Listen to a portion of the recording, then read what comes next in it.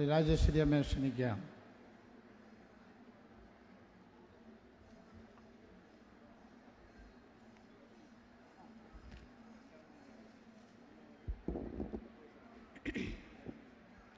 ഏറെ ബഹുമാന്യനായ നമ്മുടെ നവകേരള സദസ്സിൻ്റെ അധ്യക്ഷൻ, കുട്ടനാടിൻ്റെ പ്രിയങ്കരനായിട്ടുള്ള MLA Shri Thomas K Thomas അവർകൾ, ഈ സമ്മേളനം ഉദ്ഘാടനം ചെയ്യാനായി ഇവിടെ എത്തുന്ന ആരാധ്യനായ കേരളത്തിൻ്റെ മുഖ്യമന്ത്രി ശ്രീ പിണറായി വിജയൻ അവർകൾ, നമ്മളോടൊപ്പം ഈ പരിപാടിയിൽ പങ്കെടുത്തുകൊണ്ടിരിക്കുന്ന ബഹുമാന്യരായിട്ടുള്ള കേരളത്തിൻ്റെ മന്ത്രിമാർ, ഏറെ ബഹുമാന്യരായിട്ടുള്ള സഹോദരി സഹോദരന്മാരെ, പ്രിയമുള്ളവരെ, ചരിത്രത്തിലാദ്യമായിട്ട് കേരളത്തിൻ്റെ മുഖ്യമന്ത്രിയും മന്ത്രിമാരും നമ്മുടെ മണ്ഡലങ്ങളിലേക്ക് കടന്നു വരികയാണ്. ജനങ്ങളോട് സംവദിക്കുന്നതിനും വരുംകാല കേരളം എങ്ങനെയായിരിക്കണം എന്നതിനെക്കുറിച്ച് ചർച്ചകൾ നടത്തുന്നതിനും കേരളത്തെ ഒരു വൈജ്ഞാനിക സമൂഹമാക്കി മാറ്റുന്നതിനും വേണ്ടിയിട്ടാണ് നവകേരള സദസ്സ് സംഘടിപ്പിക്കുന്നത്. നമുക്കറിയാം, ഒരുപക്ഷെ 1957 ഗവൺമെൻറ് കേരളം എങ്ങനെയായിരിക്കണമെന്നുള്ള വ്യക്തമായ കാഴ്ചപ്പാടോട് നീങ്ങിയതിൻ്റെ ഭാഗമായിട്ടാണ് ഇന്നു കാണുന്ന കേരളം ഇത്രയേറെ സ്വാതന്ത്ര്യത്തോടു കൂടി നാം അനുഭവിക്കുന്നു.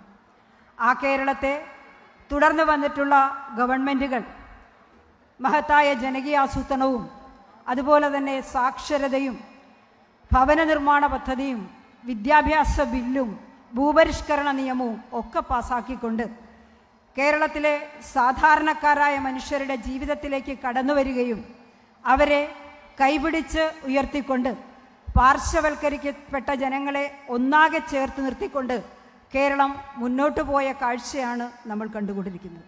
ഇന്നിപ്പോൾ നവകേരള സദസ്സ് സംഘടിപ്പിക്കുമ്പോൾ കേരളത്തിൽ ഇത് 102ാമത്തെ നവകേരള സദസ്സാണ്. ഈ നവകേരള സദസ്സിലെല്ലാം ഓരോ നവകേരള സദസ്സ് കഴിയുമ്പോഴും ഒന്നിനൊന്ന് മെച്ചപ്പെട്ടുകൊണ്ട് കേരളത്തിലെ ജനങ്ങൾ ഈ സർക്കാരിനൊപ്പമുണ്ടെന്ന് പ്രഖ്യാപിച്ചുകൊണ്ട് നവകേരള സദസ്സിൽ ജനങ്ങൾ അണിനിരക്കുന്ന കാഴ്ചയാണ് നാം കണ്ടുകൊണ്ടിരിക്കുന്നത്. ഈ സദസ്സിനെതിരെ ദുർവ്യാഖ്യാനങ്ങളും ഒക്കെ നടത്തുന്നവർ ഇപ്പോൾ നിശബ്ദരായുന്ന അവസ്ഥയിലേക്ക് ഈ കേരള സദസ്സ് മാറിക്കൊണ്ടിരിക്കുകയാണ്. തീർച്ചയായിട്ടും നെഞ്ചിലേറ്റിയ ഈ നവകേരള സദസ്സ് നമുക്ക് എല്ലാവർക്കും ഒരു പുതുജീവനും കേരളത്തിൻ്റെ ചരിത്രത്തിൻ്റെ താളുകളിലേക്ക് മാറാൻ പോകുന്ന ഒരു ചരിത്ര ഏടായി മാറാൻ പോകുന്ന ഈ നവകേരള സദസ്സിൽ പങ്കെടുത്തിരിക്കുന്ന ബഹുമാന്യരായിട്ടുള്ളവർക്ക് സ്വാഗതം ആശംസിക്കുക എന്നുള്ളതാണ് എൻ്റെ കടമ. ഞാൻ എൻ്റെ കടമയിലേക്ക് കടക്കുകയാണ്. ഈ യോഗത്തിന് അധ്യക്ഷപദം അലങ്കരിക്കുന്നത് ഒരുപക്ഷെ കഴിഞ്ഞ ഒരു മാസക്കാലമായിട്ട് ഈ മണ്ഡലത്തിൽ ഉടനീളം ഓടി നടന്നുകൊണ്ട് നമ്മളോടൊപ്പം നിന്നുകൊണ്ട് ഈ നവകേരള സദസ്സ് വിജയിപ്പിക്കുന്നതിന് ശരീരവും മനസ്സും പണവും എല്ലാം മാറ്റിവെച്ചുകൊണ്ട് നമ്മളോടൊപ്പം നിൽക്കുന്ന ബഹുമാന്യനായിട്ടുള്ള ശ്രീ തോമസ് കെ തോമസ് അവർകളെ നിങ്ങളുടെ ഓരോരുത്തരുടെയും പേരിൽ ഈ യോഗത്തിലേക്ക് സ്വാഗതം ചെയ്തുകൊള്ളുന്നു. ഈ സമ്മേളനം ഉദ്ഘാടനം ചെയ്യുന്നത് കേരളത്തിൻ്റെ ആരാധ്യനായിട്ടുള്ള മുഖ്യമന്ത്രി ശ്രീ പിണറായി വിജയൻ അവർകളാണ്.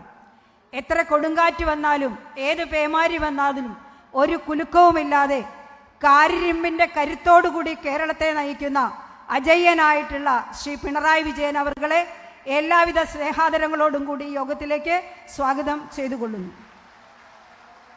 നമ്മളോടൊപ്പം ഈ യോഗത്തിൽ പങ്കെടുക്കുന്ന ബഹുമാന്യനായിട്ടുള്ള റവന്യൂ ഭവന നിർമ്മാണ വകുപ്പ് മന്ത്രി, ഒരുപക്ഷെ റവന്യൂ മേഖലയുമായി ബന്ധപ്പെട്ടുകൊണ്ട് ധാരാളം വിഷയങ്ങൾ ഉണ്ടായതിലെല്ലാം സമയബന്ധിതമായിട്ട് ഇടപെട്ടുകൊണ്ട് എല്ലാവർക്കും നീതി ഉറപ്പാക്കുക എന്ന ലക്ഷ്യത്തോടു കൂടി റവന്യൂ വകുപ്പിനെ നയിക്കുന്ന ശ്രീ ബഹുമാനനായിട്ടുള്ള കെ രാജൻ അവർകളെ നിങ്ങൾക്ക് ഓരോരുത്തർക്കും വേണ്ടിയിട്ട് ഈ യോഗത്തിലേക്ക് സ്വാഗതം ചെയ്തുകൊള്ളുന്നു.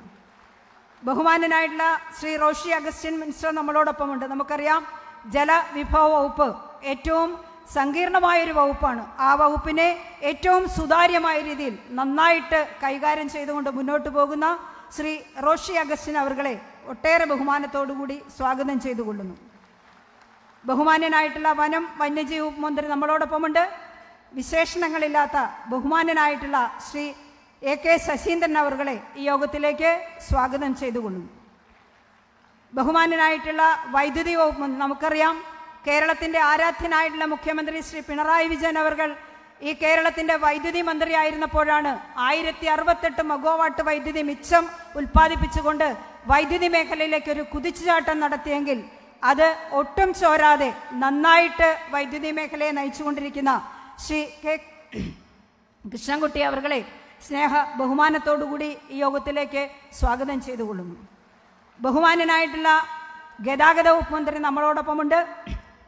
നമുക്കറിയാം, ഗതാഗത വകുപ്പുമായി ബന്ധപ്പെട്ട് ഒട്ടേറെ വിവാദങ്ങൾ മുൻപുണ്ടായിട്ടുണ്ടെങ്കിലും അതിനെയെല്ലാം പരിഹരിച്ചുകൊണ്ട് അതിനെ നേരായ ദിശാബോധത്തോടുകൂടി നയിക്കുന്ന ബഹുമാന്യനായിട്ടുള്ള ശ്രീ ആന്റണി രാജു അവർകളെ സ്നേഹത്തോടുകൂടി ഈ യോഗത്തിലേക്ക് സ്വാഗതം ചെയ്തുകൊള്ളുന്നു. തുറമുഖ മ്യൂസിയം പുരാവസ്തു വകുപ്പ് മന്ത്രി അഹമ്മദ് ദേവർകോവിൽ മിനിസ്റ്റർ നമ്മളോടൊപ്പമുണ്ട്. എന്നും ചിരിച്ച മുഖത്തോടുകൂടി നമ്മളെല്ലാം ഫേസ് ചെയ്യുന്ന കേരളത്തിന്റെ ബഹുമാന്യനായിട്ടുള്ള അഹമ്മദ് ദേവർകോവിൽ അവർകളെ സ്നേഹാദരങ്ങളോടുകൂടി സ്വാഗതം ചെയ്തുകൊള്ളുന്നു. അതുപോലെ തന്നെ പട്ടികജാതി പട്ടികവകുപ്പ് മന്ത്രി ശ്രീ കെ രാധാകൃഷ്ണൻ അവർകൾ നമ്മളോടൊപ്പമുണ്ട്. അദ്ദേഹത്തെ ഈ യോഗത്തിലേക്ക് സ്വാഗതം ചെയ്തുകൊള്ളുന്നു. കേരളത്തിന്റെ ധനകാര്യം സുരക്ഷിതമായിട്ടുള്ള കൈകളിലാണെന്ന് ബോധ്യപ്പെടുത്തുന്ന രീതിയിൽ കേരളത്തെ നയിച്ചുകൊണ്ടിരിക്കുന്ന ശ്രീ കെ എൻ ബാലഗോപാൽ അവർകളെ ഏറെ ബഹുമാനത്തോടുകൂടി സ്വാഗതം ചെയ്തുകൊള്ളുന്നു. നമ്മുടെ വ്യവസായ വകുപ്പ് മന്ത്രി ശ്രീ പി രാജീവ് അവർകളെ ഏറെ ബഹുമാനത്തോടുകൂടി സ്വാഗതം ചെയ്തുകൊള്ളുന്നു. മൃഗ സംരക്ഷണ വകുപ്പ് മന്ത്രി ശ്രീമതി ചിഞ്ചു റാണിയെ ബഹുമാനത്തോടുകൂടി സ്വാഗതം ചെയ്തുകൊള്ളുന്നു. സഹകരണ രജിസ്ട്രേഷൻ വകുപ്പ് മന്ത്രി ശ്രീ വി എൻ വാസവൻ അവർകളെ സ്നേഹത്തോടുകൂടി ബഹുമാനത്തോടുകൂടി സ്വാഗതം ചെയ്തുകൊള്ളുന്നു. നമ്മുടെ ചാർജുകാരൻ കൂടിയായിട്ടുള്ള മത്സ്യബന്ധന സാംസ്കാരിക യുവജനകാര്യ വകുപ്പ് മന്ത്രി ശ്രീ സജി ചെറിയാൻ അവർകളെ സ്നേഹ ബഹുമാനത്തോടുകൂടി യോഗത്തിലേക്ക് സ്വാഗതം ചെയ്തുകൊള്ളുന്നു. പൊതുമരാമത്ത് വകുപ്പ് മന്ത്രി ശ്രീ പി എ മുഹമ്മദ് റിയാസിനെ ഏറെ ബഹുമാനത്തോടുകൂടി സ്വാഗതം ചെയ്തുകൊള്ളുന്നു. കേരളത്തിന്റെ കൃഷി വകുപ്പ് മന്ത്രി ശ്രീ പി പ്രസാദിനെ ബഹുമാനത്തോടുകൂടി സ്വാഗതം ചെയ്തുകൊള്ളുന്നു. വിദ്യാഭ്യാസ വകുപ്പ് മന്ത്രി ശ്രീ വി ശിവൻകുട്ടി അവർകളെ സ്നേഹ ബഹുമാനത്തോടുകൂടി സ്വാഗതം ചെയ്തുകൊള്ളുന്നു. തദ്ദേശ സ്വയംഭരണ വകുപ്പ് മന്ത്രി ശ്രീ എം പി രാജേഷിനെ ഏറെ ബഹുമാനത്തോടുകൂടി യോഗത്തിലേക്ക് സ്വാഗതം ചെയ്തുകൊള്ളുന്നു. ശ്രീ ആർ അനിൽ ഭക്ഷ്യ പൊതുഭരണ വകുപ്പ് മന്ത്രി ബഹുമാന്യനായിട്ടുള്ള ശ്രീ അനിൽ മന്ത്രിയെ ഈ യോഗത്തിലേക്ക് സ്വാഗതം ചെയ്തുകൊള്ളുന്നു. ഉന്നത വിദ്യാഭ്യാസ വകുപ്പ് മന്ത്രി ശ്രീമതി ആർ ബിന്ദുവിനെ സ്നേഹ ബഹുമാനത്തോടുകൂടി യോഗത്തിലേക്ക് സ്വാഗതം ചെയ്തുകൊള്ളുന്നു. കേരളത്തിന്റെ ആരാധ്യയായിട്ടുള്ള ആരോഗ്യ വകുപ്പ് മന്ത്രി ശ്രീമതി വീണ ജോർജിനെ ബഹുമാനത്തോടുകൂടി സ്വാഗതം ചെയ്തുകൊള്ളുന്നു. കായിക വഖഫ് ഹജ്ജ് മന്ത്രി ശ്രീ വി അബ്ദുൾ റഹ്മാൻ അവർകളെ ഏറെ ബഹുമാനത്തോടുകൂടി യോഗത്തിലേക്ക് സ്വാഗതം ചെയ്തുകൊള്ളുന്നു. നമ്മുടെ കൺവീനറായിട്ട് നമ്മളോടൊപ്പം പ്രവർത്തിക്കുന്ന ശ്രീ ഒ എ അബീനെ ഈ യോഗത്തിലേക്ക് സ്വാഗതം ചെയ്തുകൊള്ളുന്നു.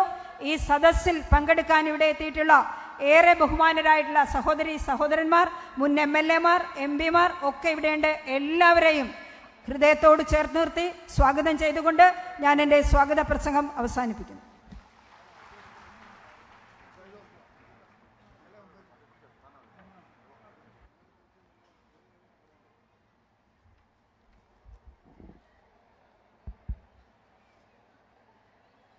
അടുത്തത് അധ്യക്ഷ പ്രസംഗമാണ്. എന്നെ ഏറെ അടുത്തറിയാവുന്ന പ്രിയങ്കരായ നാട്ടുകാരോട് സംസാരിക്കുവാനോട് എത്തുന്ന ആരാധ്യനായ മുഖ്യമന്ത്രി ഉൾപ്പെടെ ഏറ്റവും പ്രിയങ്കരായ മന്ത്രിമാർ ഈ സ്റ്റേജിലിരിക്കുമ്പോൾ ഒരു നീണ്ട പ്രസംഗത്തിലേക്ക് പോകണം എന്ന് ആഗ്രഹിക്കുന്നില്ല. നമുക്കറിയാം, നമ്മുടെ പ്രിയങ്കരായ മന്ത്രിമാർ, മുഖ്യമന്ത്രി ഉൾപ്പെടെ 21 പേരും ഈ സ്റ്റേജിലേക്ക് കടന്നു വരികയാണ്. ഒരു മന്ത്രിസഭ ഇവിടെ കടന്നു വരികയാണ്. കുട്ടനാടിനെ നേരിട്ട് മനസ്സിലാക്കുവാൻ, കുട്ടനാടിൻ്റെ ആവശ്യങ്ങൾ അറിഞ്ഞു പ്രവർത്തിക്കുവാൻ. നമുക്കറിയാം, നമ്മളുടെ ഹൃദയ സ്പന്ദനം മനസ്സിലാക്കിക്കൊണ്ട്, നമ്മുടെ ആവശ്യം മനസ്സിലാക്കിക്കൊണ്ട്, നമ്മുടെ ബുദ്ധിമുട്ട് മനസ്സിലാക്കിക്കൊണ്ട് അതിനൊരു പരിഹാരം തരുവാൻ തക്കവണ്ണം നമ്മുടെ പ്രിയങ്കരായ മന്ത്രിമാരെല്ലാവരും എത്തിച്ചേരുകയാണ്. കുട്ടനാടിൻ്റെ വിഷയം നമ്മളേറെ കാലങ്ങളായി അനുഭവിച്ചുകൊണ്ടിരിക്കുന്ന വിഷയങ്ങൾ നിയമസഭയിൽ ഏറെ പ്രസംഗിച്ചിട്ടുള്ള വ്യക്തികളാണ്. ഇവരെല്ലാം എന്നെ കളിയാക്കിയിട്ടുണ്ട്. ഞാൻ എഴുന്നേറ്റാൽ കുട്ടനാട് എന്ന് പറയാതെ ഇരിക്കത്തില്ല. കുട്ടനാടെന്ന് പറയുന്നത് എൻ്റെ ജീവശ്വാസവും എൻ്റെ എല്ലാമാണ് എന്ന് പറഞ്ഞിട്ടുള്ള മന്ത്രിമാരാണ്. പ്രത്യേകിച്ച് പി രാജീവ്. അദ്ദേഹം എപ്പോഴും പറയും, ഞാൻ എഴുന്നേൽക്കുന്ന ഉടനെ കുട്ടനാടിനെ കുറിച്ച് പറയാതെ അച്ഛൻ ഇരിക്കത്തില്ലല്ലോ, അത് ഞങ്ങൾക്കറിയാം. അപ്പോൾ നമ്മളെ കുട്ടനാടിനെ കുറിച്ച് ഏറെ അറിയാവുന്ന മന്ത്രിമാരാണ് നമ്മുടെ പ്രിയങ്കരായ മന്ത്രിമാർ. വിഷയങ്ങൾ പഠിച്ച് തന്നെ പറയും. എനിക്ക് നിങ്ങളോട് പറയാനുള്ളത്, ഏറെ പ്രതീക്ഷയോടുകൂടിയാണ് നമ്മൾ ഈ ദിനം ഇവിടെ ഇരിക്കുന്നത്. അങ്ങേയറ്റം ആഹ്ലാദത്തിലും അഭിമാനത്തിലുമാണ് നമ്മൾ കുട്ടനാട്ടുകാർ. അതിജീവനത്തിൻ്റെ പാതയിലൂടെ കടന്നു പോകുന്ന നാം ഓരോരുത്തരും സ്വപ്നതുല്യമായ ഒരു ജീവിത സാഹചര്യത്തിലേക്ക് കൈപിടിച്ചാനയിക്കുന്ന ഒരു സർക്കാർ, കരുത്തനായ ഒരു ക്യാപ്റ്റൻ സഖാവ് പിണറായി വിജയന്റെ നേതൃത്വത്തിലാണ് നമ്മൾ എന്നുള്ള കാര്യം മറന്നു പോകരുത്. എനിക്ക് നിങ്ങളോട് പറയുവാനുള്ളത്, നമ്മുടെ ബലമെന്ന് പറയുന്നത് നമ്മുടെ നേതൃത്വം തന്നെയാണ്. കാരണം കുട്ടനാടിൻ്റെ ഒരു വിഷയം പറഞ്ഞാൽ ആ വിഷയം മനസ്സിലാക്കിക്കൊണ്ട് അതിന് ഉടനടി പരിഹാരം തരുന്ന ഒരു മുഖ്യമന്ത്രിയാണ് നമ്മുടെ മുഖ്യമന്ത്രി. അതിൻ്റെ തെളിവാണ് ഇവിടെ കടന്നു വന്നിരിക്കുന്നത്. ഇതിൻ്റെ അത്രയും ആൾക്കാർ ആ പരാതി കൗണ്ടറിൽ നിൽപ്പുണ്ട്. അപ്പം കുട്ടനാട്ടുകാരേറെ പരാതി ഉള്ളവരാണ് എന്ന് ഇവിടെ ഇരിക്കുന്ന മന്ത്രിമാർക്ക് മനസ്സിലായിട്ടുണ്ട്. നമ്മുടെ പരാതികൾ നേരിട്ട് കേൾക്കുവാനാണ് അവർ വന്നിരിക്കുന്നത്. അപ്പോൾ നമ്മുടെ കരുത്തനായ ക്യാപ്റ്റൻ്റെ നേതൃത്വത്തിൽ നമ്മുടെ ഇടയിലേക്ക് ക്യാപ്റ്റൻ കടന്നു വരുമ്പോൾ ആ നിമിഷത്തിൽ സാക്ഷ്യം വഹിക്കുവാൻ അവസരം ലഭിച്ച നാം ഓരോരുത്തരും എല്ലാ വിഷയങ്ങളും മാറ്റിവെച്ചിട്ട് ഇവിടെ വന്നിരിക്കുകയാണ്. ഇത്രയുമധികം ജനങ്ങൾ, എനിക്ക് തോന്നുന്നത് ഇത് കേരള ചരിത്രത്തിൽ ആദ്യമാണ്, കുട്ടനാടിൻ്റെ ചരിത്രത്തിൽ ആദ്യമാണ് ഇത്രയധികം ജനങ്ങൾ തങ്ങളുടെ ആവശ്യങ്ങളും ആവലാതിയുമായി നമ്മുടെ പ്രിയങ്കരായ മന്ത്രിമാരെ കാണുവാനായിട്ട് വന്നിരിക്കുന്നത്. പ്രിയപ്പെട്ടവരെ, എനിക്ക് പറയാനായിട്ടുള്ളത്, നമ്മുടെ ആവശ്യങ്ങൾ അറിഞ്ഞ് പ്രവർത്തിക്കുന്ന ഒരു ഗവൺമെൻറ് നമ്മളോടൊപ്പമുണ്ട്. ശ്രീ റോഷി അഗസ്റ്റിൻ എൻ്റെ പുറകിലിരിപ്പുണ്ട്. നിങ്ങൾക്കറിയാം, കുടിവെള്ള പദ്ധതിയുമായിട്ട് ബന്ധപ്പെട്ട് നമുക്ക് ഒരു കരുത്തായി നിൽക്കുന്നതാണ് റോഷി. ഞാൻ ചോദിക്കുന്നതിന് മുമ്പ് എന്നോട് ഇങ്ങോട്ട് ചോദിക്കും, എന്തായ കാര്യങ്ങൾ, എവിടം വരെയായി, ഏതൊക്കെയാണ്. ഞാൻ പറഞ്ഞ് ടെൻഡർ ചെയ്തു. ഇന്ന് ഞങ്ങൾ പ്രഭാത ഭക്ഷണത്തിന് കണ്ടപ്പോൾ റോഷി അഗസ്റ്റിനോട് ചോദിച്ച ചോദ്യം അത് തന്നെയാണ്. ഇങ്ങനെ ഒരു വിഷയങ്ങളുണ്ടല്ലോ, അത് പരിഹരിക്കേണ്ടയോ? ഞാൻ പറഞ്ഞു, തീർച്ചയായിട്ടും അത് പരിഹരിക്കണം. അപ്പം നമ്മളെക്കാൾ ഉപരി നമ്മുടെ വിഷയങ്ങൾ അറിഞ്ഞ് നമ്മൾക്ക് വേണ്ടി പ്രവർത്തിക്കുന്ന ഒരു വ്യക്തിയാണ്. അപ്പം അങ്ങനെയുള്ള പ്രിയപ്പെട്ടവർ നമ്മുടെ മധ്യത്തിലിരിക്കുകയാണ്. ശ്രീ അമൃത ദേവർകോവില് പ്രിയങ്കരിയായ ചെഞ്ചൂറാണി അവറുകൾ, നിങ്ങൾക്കറിയാം, താറാവിൻ്റെ വലിയൊരു വിഷയം കുട്ടനാട്ടിലുണ്ടായപ്പോൾ മാഡം നേരിട്ട് ഇവിടെ കടന്നു വന്നു. വിയപുരത്ത് കടന്നു വന്ന് 3,20,00,000 രൂപ പ്രിയങ്കരായ താറാവ് കർഷകർക്ക് 30 ലക്ഷം മുതൽ 25,000 രൂപ വരെ പ്രിയങ്കരായ മന്ത്രിയുടെ കൈകൊണ്ട് തന്നെ കൊടുത്ത് അത് സമാപ്തി വരുത്തിയതാണ്. ഏറെ ആശ്വാസമായി. പ്രിയങ്കരായ മന്ത്രി, അങ്ങേ ഒരിക്കലും ഒരു കുട്ടനാട്ടുകാരും മറന്നുപോകുകയില്ലെന്ന് ഈ സമയത്ത് പറയുവാൻ ആഗ്രഹിക്കുകയാണ്. നമുക്കറിയാം, നമ്മുടെ പ്രിയങ്കരനായ മുൻ സ്പീക്കർ, ഇപ്പോൾ നമ്മുടെ തദ്ദേശ സ്വയംഭരണ വകുപ്പ് മന്ത്രിയാണ് ശ്രീ MP രാജേഷ് അവറുകൾ.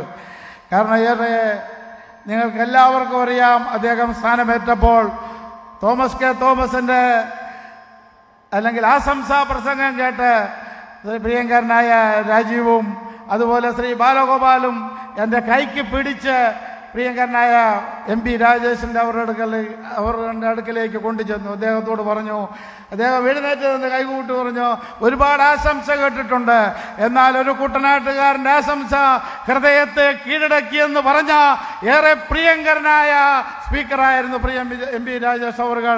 ഇന്ന് അദ്ദേഹം തദ്ദേശ സ്വയംഭരണ വകുപ്പ് മന്ത്രിയാണ്. അപ്പം നിങ്ങൾ മനസ്സിലാക്കിക്കൊള്ളും, കുട്ടനാടിനെ സംബന്ധിച്ച് കുട്ടനാടിൻ്റെ ഒരു വിഷയം പറഞ്ഞാൽ അത് ഉൾക്കൊള്ളുവാൻ മനസ്സുള്ള മന്ത്രിമാരാണ് ഇവിടെ ഇരിക്കുന്നെന്നുള്ള കാര്യം നിങ്ങൾ ഓർത്തുകൊള്ളണം. കാരണം ഇന്ന് നമ്മളുടെ അവസ്ഥ മനസ്സിലാക്കുവാൻ അവർ കഴിവുണ്ട്. നിങ്ങൾക്കറിയാം, പ്രിയങ്കരനായ GR അനിൽ എൻ്റെ പുറകിലിരിപ്പുണ്ട്. കാരണം അദ്ദേഹത്തെക്കുറിച്ച് എനിക്ക് പറയാതിരിക്കാനോട്ടൊക്കത്തില്ല. കാരണം ഒരുപാട് പേര് പല രീതിയിൽ പറയുമ്പോഴും ഒരു പ്രാവശ്യം വിളിച്ചാൽ ആ ഫോൺ എടുത്തുകൊണ്ട് അതിനൊരു പരിഹാരം തരുവാൻ, ആ വിഷയത്തിൽ ഇടപെട്ടുകൊണ്ട് ഒരു പരിഹാരം കാണുവാൻ തക്കവണ്ണം മനസ്സ് കാണിച്ചിട്ടുള്ളതാണ് സിവിൽ സപ്ലൈസ് മന്ത്രി പ്രിയങ്കരനായ GR അനിൽ അവറുകൾ. അപ്പോൾ കുട്ടനാടിൻ്റെ പ്രശ്നം മനസ്സിലാക്കുന്ന പ്രിയങ്കരായ മന്ത്രിമാരാണ് ഇനി വരാനിരിക്കുന്നതേ ഉള്ളൂ. കാരണം അവർ കടന്നു വരുമ്പോൾ ആ വിഷയങ്ങൾ നമുക്ക് പറയുവാനായിട്ട് സാധിക്കും. എനിക്ക് പറയാനായിട്ടുള്ളത് ഇത് മാത്രമാണ്. ഒരു കൂടുതലായിട്ട് ഞാൻ നീട്ടുന്നില്ല. ഈ AC റോഡ് പണിതപ്പോൾ തോമസ് കെ തോമസിനെ ഒരുപാട് പേര് ക്രൂശിക്കുവാനായിട്ട് കടന്നു വന്നു. അന്നൊരു വാക്ക് ഞാൻ പറഞ്ഞിരുന്നു, ഈ AC റോഡിന്റെ പണി തീരുമ്പോൾ ഒരു പുതിയ കുട്ടനാട് ഇവിടെ ഉയർത്തെഴുന്നേൽക്കുമെന്നുള്ള കാര്യത്തിൽ ഒരു സംശയമില്ല. ഇന്ന് അസന്ദിഗ്ധമായിട്ട് എനിക്ക് പറയുവാൻ സാധിക്കും, ഇതിനോട് കണക്റ്റഡായിട്ടുള്ള 23 റോഡുകൾ, അതിനുള്ള 25 കോടി രൂപ ഈ ഗവൺമെന്റ് ആണ് അനുവദിച്ചിരിക്കുന്നത്. കാരണം എല്ലാ റോഡുകളും ഉയർത്തി വളരെ നല്ല രീതിയിൽ അത് പണികഴിപ്പിക്കുവാൻ സാധിക്കും. കളർകോട് മുതൽ ചങ്ങനാശ്ശേരി വരെ 24 കിലോമീറ്റർ അതിൻ്റെതായ രീതിയിൽ പണിത് തീരുമ്പോൾ ഒരു പ്രത്യേകത നമുക്ക് കിട്ടും. അതുപോലെ നമുക്കറിയാം തിരുവല്ല അമ്പലപ്പുഴ റോഡ്, അത് ഏറ്റവും പ്രിയപ്പെട്ടതാണ് നമുക്ക്. കുടിവെള്ള പദ്ധതിയെക്കുറിച്ച് ഞാൻ പറഞ്ഞു കഴിഞ്ഞു. തോടുകൾ AC കനാൽ തുറക്കുന്നതിനെക്കുറിച്ച് ഞങ്ങൾ ഓൾറെഡി തന്നെ 3 മീറ്റിംഗ് നടത്തിയിട്ടുണ്ട്. അപ്പോൾ ഏറെ നമ്മൾ കാത്തുകൊണ്ടിരിക്കുന്ന വിഷയമാണ്. അതുപോലെ തന്നെ നമ്മുടെ കാർഷിക കലണ്ടർ, അതാണ് ഏറ്റവും പ്രാധാന്യമായിട്ട് നമുക്ക് വേണ്ടത്. കാരണം ഒരു കാർഷിക കലണ്ടർ കുട്ടനാടിന് അനിവാര്യമാണ്. അതുപോലെ തന്നെ തണ്ണീർത്തട സംരക്ഷണ നിയമത്തിൽ നിന്നും കുട്ടനാടിനെ ഒഴിപ്പിച്ചെടുക്കുവാൻ ഞങ്ങൾക്ക് വേണ്ടി പ്രത്യേകമായി പണി കഴിപ്പിക്കുന്ന ഏത് പൊതുമേഖലാ സ്ഥാപനത്തിന്റെ വർക്കും തണ്ണീർത്തട സംരക്ഷണത്തിൽ നിന്ന് ഒഴിവാക്കുവാൻ തക്കവണ്ണം ഒരു കമ്മിറ്റിയെ തന്നെ നമ്മുടെ പ്രിയങ്കരനായ മന്ത്രി മുഖ്യമന്ത്രി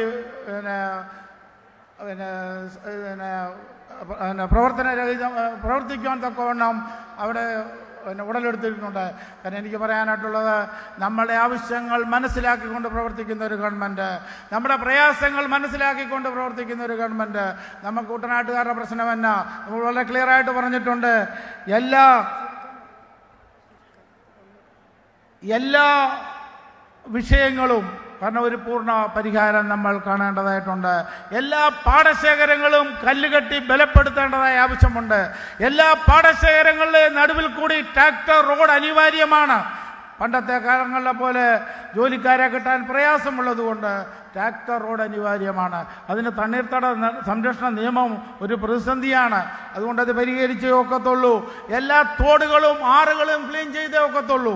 എല്ലാ തോടുകളും ക്ലീൻ ചെയ്ത് നീരൊഴുക്കുണ്ടാക്കിയേ പറ്റത്തുള്ളൂ. നമുക്കറിയാം ഇവിടുത്തെ ഗവൺമെൻറ് 10 പാലമാണ് കുട്ടനാട്ടുകാർക്ക് തന്നിരിക്കുന്നത്. ഇപ്പം പടകാരം പാലത്തിൻ്റെ പണി തീരാൻ പോകുകയാണ്. ഇതിനു മുമ്പുള്ള എല്ലാ പാലങ്ങളും ഏകദേശം പണി കഴിഞ്ഞവയാണ്. ഇനിയും ഏകദേശം 5 പാലത്തോളം പണിയുവാനായിട്ട് എൻ്റെ ടെൻഡർ കഴിഞ്ഞിട്ടുണ്ട്. അതിൽ KC പാലം ഏറ്റവും പ്രാധാന്യം. 47 കോടി രൂപയാണ് KC പാലം. 57 കോടി രൂപയാണ് അത് മാറ്റി ഇപ്പോൾ 74 കോടി രൂപയാണ് തട്ടാശ്ശേരി പാലം, കോതറത്തോട് പാലം, GPM പാലം, അതുപോലെ ജീമംഗലം പാലം. ഇങ്ങനെയുള്ള പാലങ്ങളെല്ലാം വാരിക്കോരി തന്നൊരു ഗവൺമെൻറ് കുട്ടനാടിൻ്റെ ചരിത്രത്തിലുണ്ടെങ്കിൽ അത് സഖാവ് പിണറായി വിജയൻ്റെ നേതൃത്വം വന്നതിന് ശേഷം മാത്രമാണെന്ന് ഒരു കുട്ടനാട്ടുകാരനും മറന്നു പോകത്തില്ല. അതാണ് നമ്മുടെ പ്രത്യേകത. അതുകൊണ്ട് തീർച്ചയായിട്ടും ഈ ഗവൺമെൻറ്റിനോടും പ്രിയപ്പെട്ട മന്ത്രിമാരോടും എല്ലാ പ്രിയപ്പെട്ടവരോടും ഞങ്ങൾക്ക് ഏറ്റവും കടപ്പാടുണ്ട്. ഞങ്ങൾ ഏറ്റവും അധികം നിങ്ങളെ സ്നേഹിക്കുന്നു. നിങ്ങൾ കടന്നു വന്നതിൽ ഞങ്ങൾ ഏറ്റവും അധികം സന്തോഷിക്കുന്നു. ഞങ്ങളുടെ പ്രിയപ്പെട്ടവരെ കാണുവാൻ നിങ്ങൾക്ക് കാണാമല്ലോ, ഈ റോഡുകൾ മുഴുവൻ കവിഞ്ഞു. പകുതി പേരെ വന്നിട്ടുള്ളൂ. ഇനി പകുതി ഓൺ ദ വേലാണ്. ഇവിടെ മുഴുവൻ നിറഞ്ഞ് കവിഞ്ഞ് നിൽക്കുകയാണ് ജനങ്ങൾ. എന്തുകൊണ്ടാണ്? ഞങ്ങളുടെ ആവലാതികൾ, ഞങ്ങളുടെ ആവശ്യങ്ങൾ അത് പരിഹരിക്കുവാൻ കഴിവുള്ള ഒരു നേതൃത്വമാണ് ഇന്ന് കേരളം ഭരിക്കുന്നതെന്ന് ഉറച്ച വിശ്വാസമുള്ളത് കൊണ്ട് മാത്രമാണ് ഞങ്ങളുടെ പ്രിയപ്പെട്ടവരോടെ കടന്നു വന്നിരിക്കുന്നത്. അതുകൊണ്ട് ഇനി അങ്ങോട്ട് നീട്ടുന്നില്ല. എനിക്കും ആവേശം കയറിയാൽ ഇവിടെ അങ്ങ് നിൽക്കത്തില്ല. അതുകൊണ്ട് ഒരു വലിയ ആവേശത്തിലേക്കല്ല, കാര്യം നടത്തിപ്പിലേക്ക് പോകേണ്ടത് കൊണ്ട് ഞാൻ എൻ്റെ അധ്യക്ഷ പ്രസംഗം അവസാനിപ്പിക്കുവാൻ ആഗ്രഹിക്കുകയാണ്. നമ്മുടെ പ്രിയപ്പെട്ട എല്ലാ പഞ്ചായത്ത് പ്രസിഡന്റുമാർ, ജില്ലാ പഞ്ചായത്ത് പ്രസിഡന്റ്, ബ്ലോക്ക് പഞ്ചായത്ത് പ്രസിഡന്റുമാർ, ജില്ലാ പഞ്ചായത്ത് സ്റ്റാൻഡിംഗ് കമ്മിറ്റി ചെയർപേഴ്സൺ എല്ലാം ഈ സ്റ്റേജിലുണ്ട്. അത് കുട്ടനാടിന് മാത്രം കിട്ടിയ ഒരു പ്രത്യേകതയാണ്. മറ്റ് പല സ്ഥലങ്ങളിലും അങ്ങനെ ജില്ലാ പഞ്ചായത്ത് പ്രസിഡന്റുമാരെയും ഒന്നും ഇരുത്തിയിട്ടില്ല. പക്ഷേ ഞങ്ങൾക്കൊരു പ്രത്യേകത ഈ ഗവൺമെൻറ് തന്നിട്ടുണ്ട്. അത് ഇരിപ്പിടത്തിലും ആ പ്രത്യേകത നമുക്ക് ലഭിച്ചിട്ടുണ്ട്. അതുകൊണ്ട് എനിക്ക് പറയാനായിട്ടുള്ളത്, നിങ്ങളുടെ ഈ അവസരം, കാരണം നിങ്ങൾ മന്ത്രിമാരെ കാണുവാനായിട്ട് വന്നിരിക്കുന്നു. ആ വിഷയങ്ങൾ അവരിപ്പോൾ ഇവിടെ സംസാരിക്കും. ഞാൻ എൻ്റെ അധ്യക്ഷ പ്രസംഗം അവസാനിപ്പിക്കുകയാണ്. തുടർന്ന് സംസാരിക്കുന്നത് നമ്മുടെ പ്രിയങ്കരനായ ജലവകുപ്പ് മന്ത്രി ശ്രീ റോഷി അഗസ്റ്റിനാണ്. ശ്രീ റോഷി അഗസ്റ്റിനെ ആദരപൂർവ്വം ഞാൻ ക്ഷണിക്കുകയാണ്.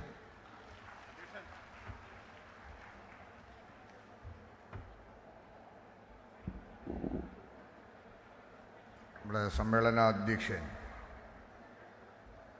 പ്രിയപ്പെട്ട MLA Shri Thomas K Thomas,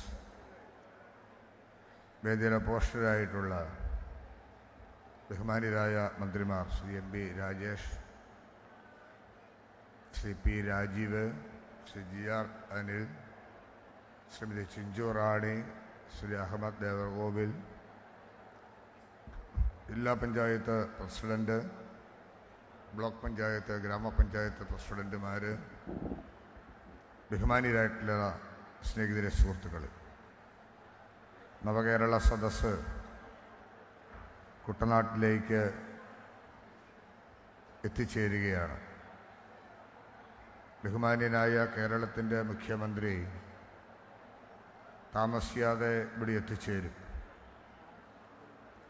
ഞാനും നിങ്ങളും ഉൾപ്പെടെ ഒരു പുതിയ അനുഭവത്തിന് സാക്ഷ്യം വഹിക്കുക. കുട്ടനാടിനെ സംബന്ധിച്ച് ഒട്ടേറെ സംഘർഷഭരിതമായിട്ടുള്ള സമരങ്ങളും അതോടൊപ്പം ഒട്ടേറെ വിഷയങ്ങൾക്ക് സാക്ഷ്യം വഹിക്കാൻ കഴിഞ്ഞിട്ടുള്ളൊരു പ്രദേശവുമാണ്. പക്ഷേ കുട്ടനാട്ടിലെ ഈ ഒരു അനുഭവം ഒരുപക്ഷെ നമ്മുടെ കേരളത്തിന് മാത്രമല്ല, നമ്മുടെ രാജ്യത്തിന് തന്നെ ഒരാദ്യ അനുഭവമായി മാറുന്ന പശ്ചാത്തലമാണ് രൂപപ്പെട്ടിട്ടുള്ളത്.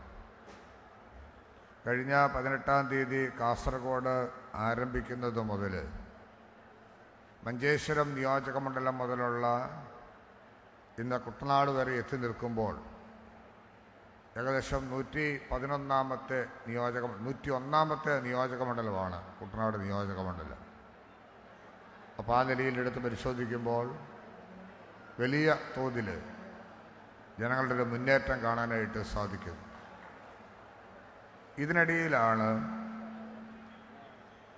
എന്തിനു വേണ്ടിയാണ് നവകേരള സദസ് എന്നൊരു ചോദ്യം നമ്മുടെ കേരളത്തിൽ ഉയർന്നത്. ആരും പ്രതീക്ഷിച്ചതല്ല.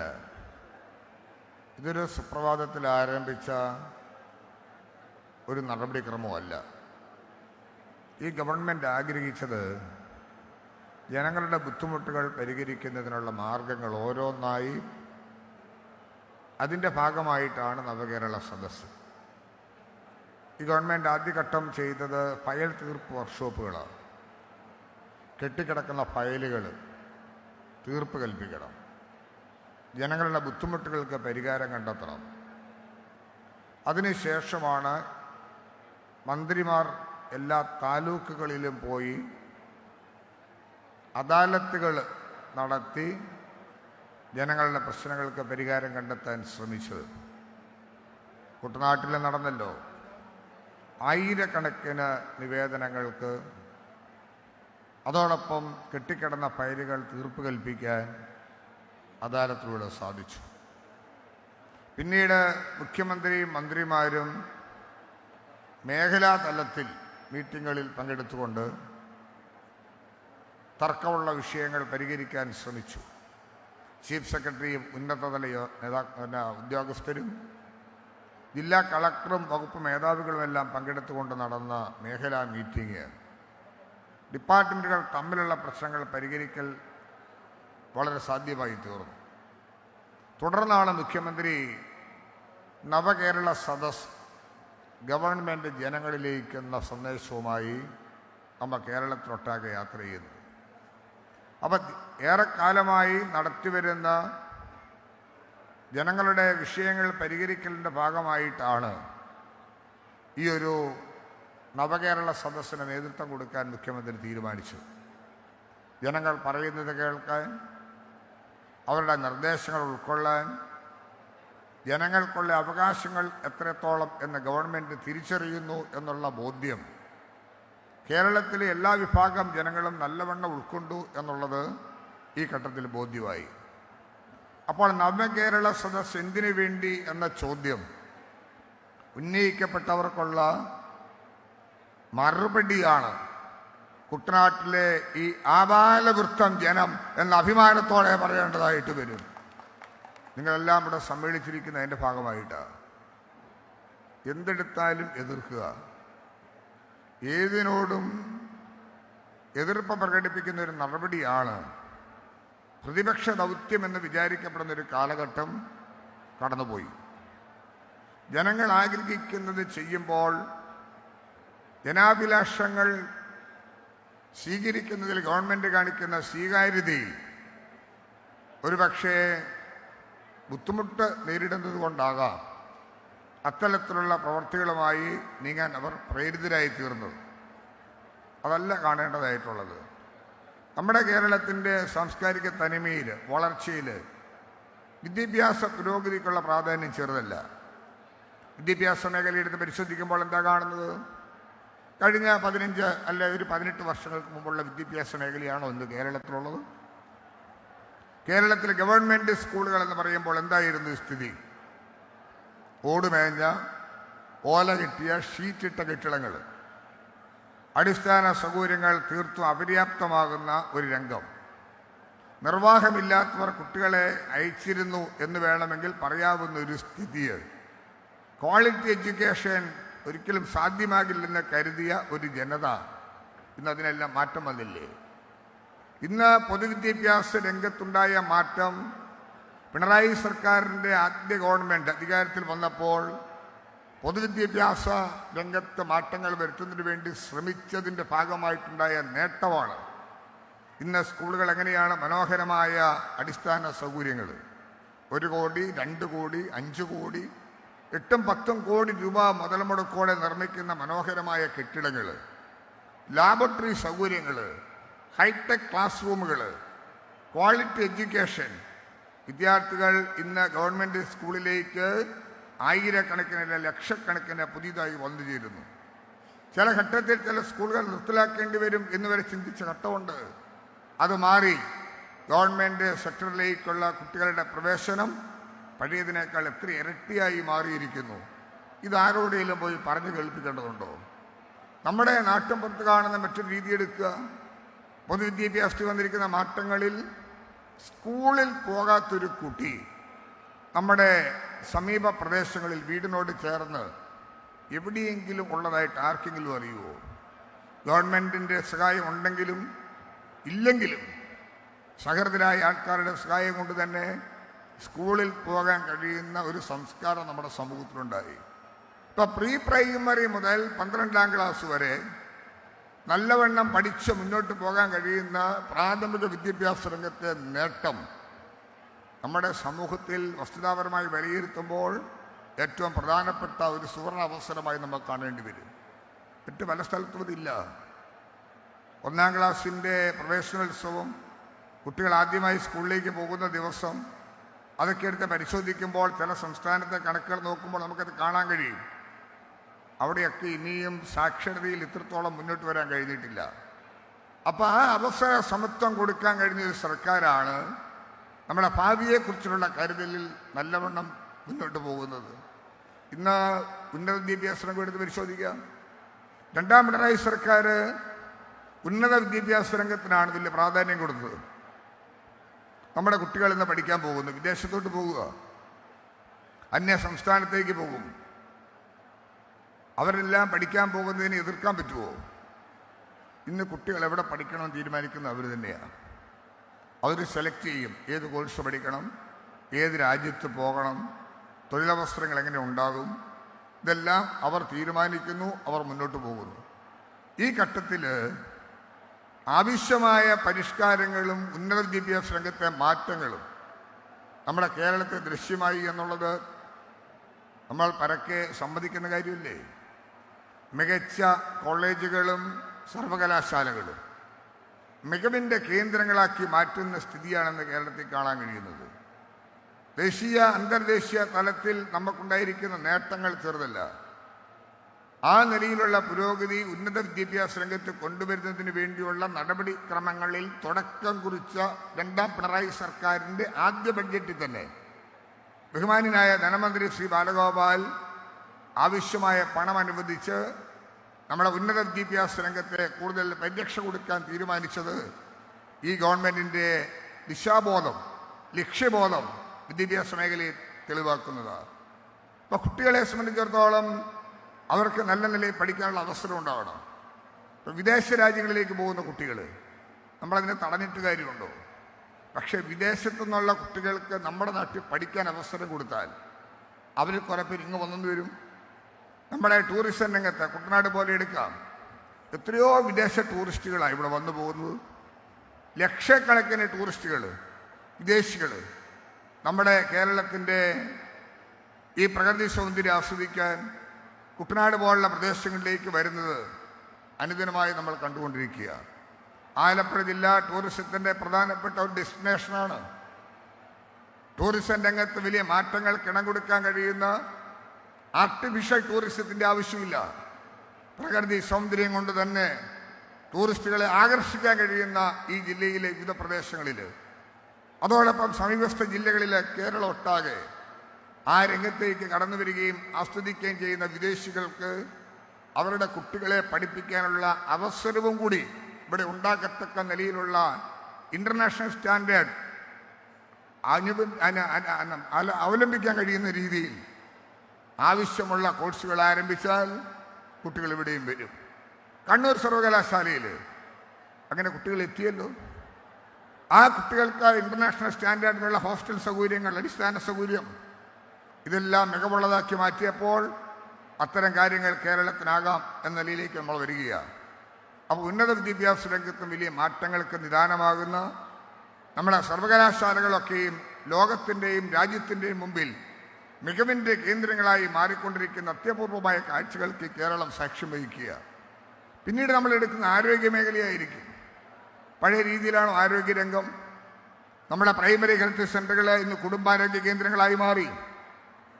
CHSCകൾ, താലൂക്ക് ആശുപത്രികൾ, ജനറൽ ആശുപത്രി, ജില്ലാ ആശുപത്രി, മെഡിക്കൽ കോളേജ് വരെ എത്തി നിൽക്കുന്ന ആ മേഖലയിൽ ഓരോന്നും എടുത്ത് പരിശോധിക്കുമ്പോൾ കാണുന്നത് അടിസ്ഥാന സൗകര്യങ്ങളും ഡോക്ടർമാരുടെയും നഴ്സസ്മാരുടെയും സേവനവും നല്ല നെറ്റ്വർക്കും കേരളത്തിൽ നമുക്ക് സാധ്യമാക്കാനായിട്ട് കഴിയും.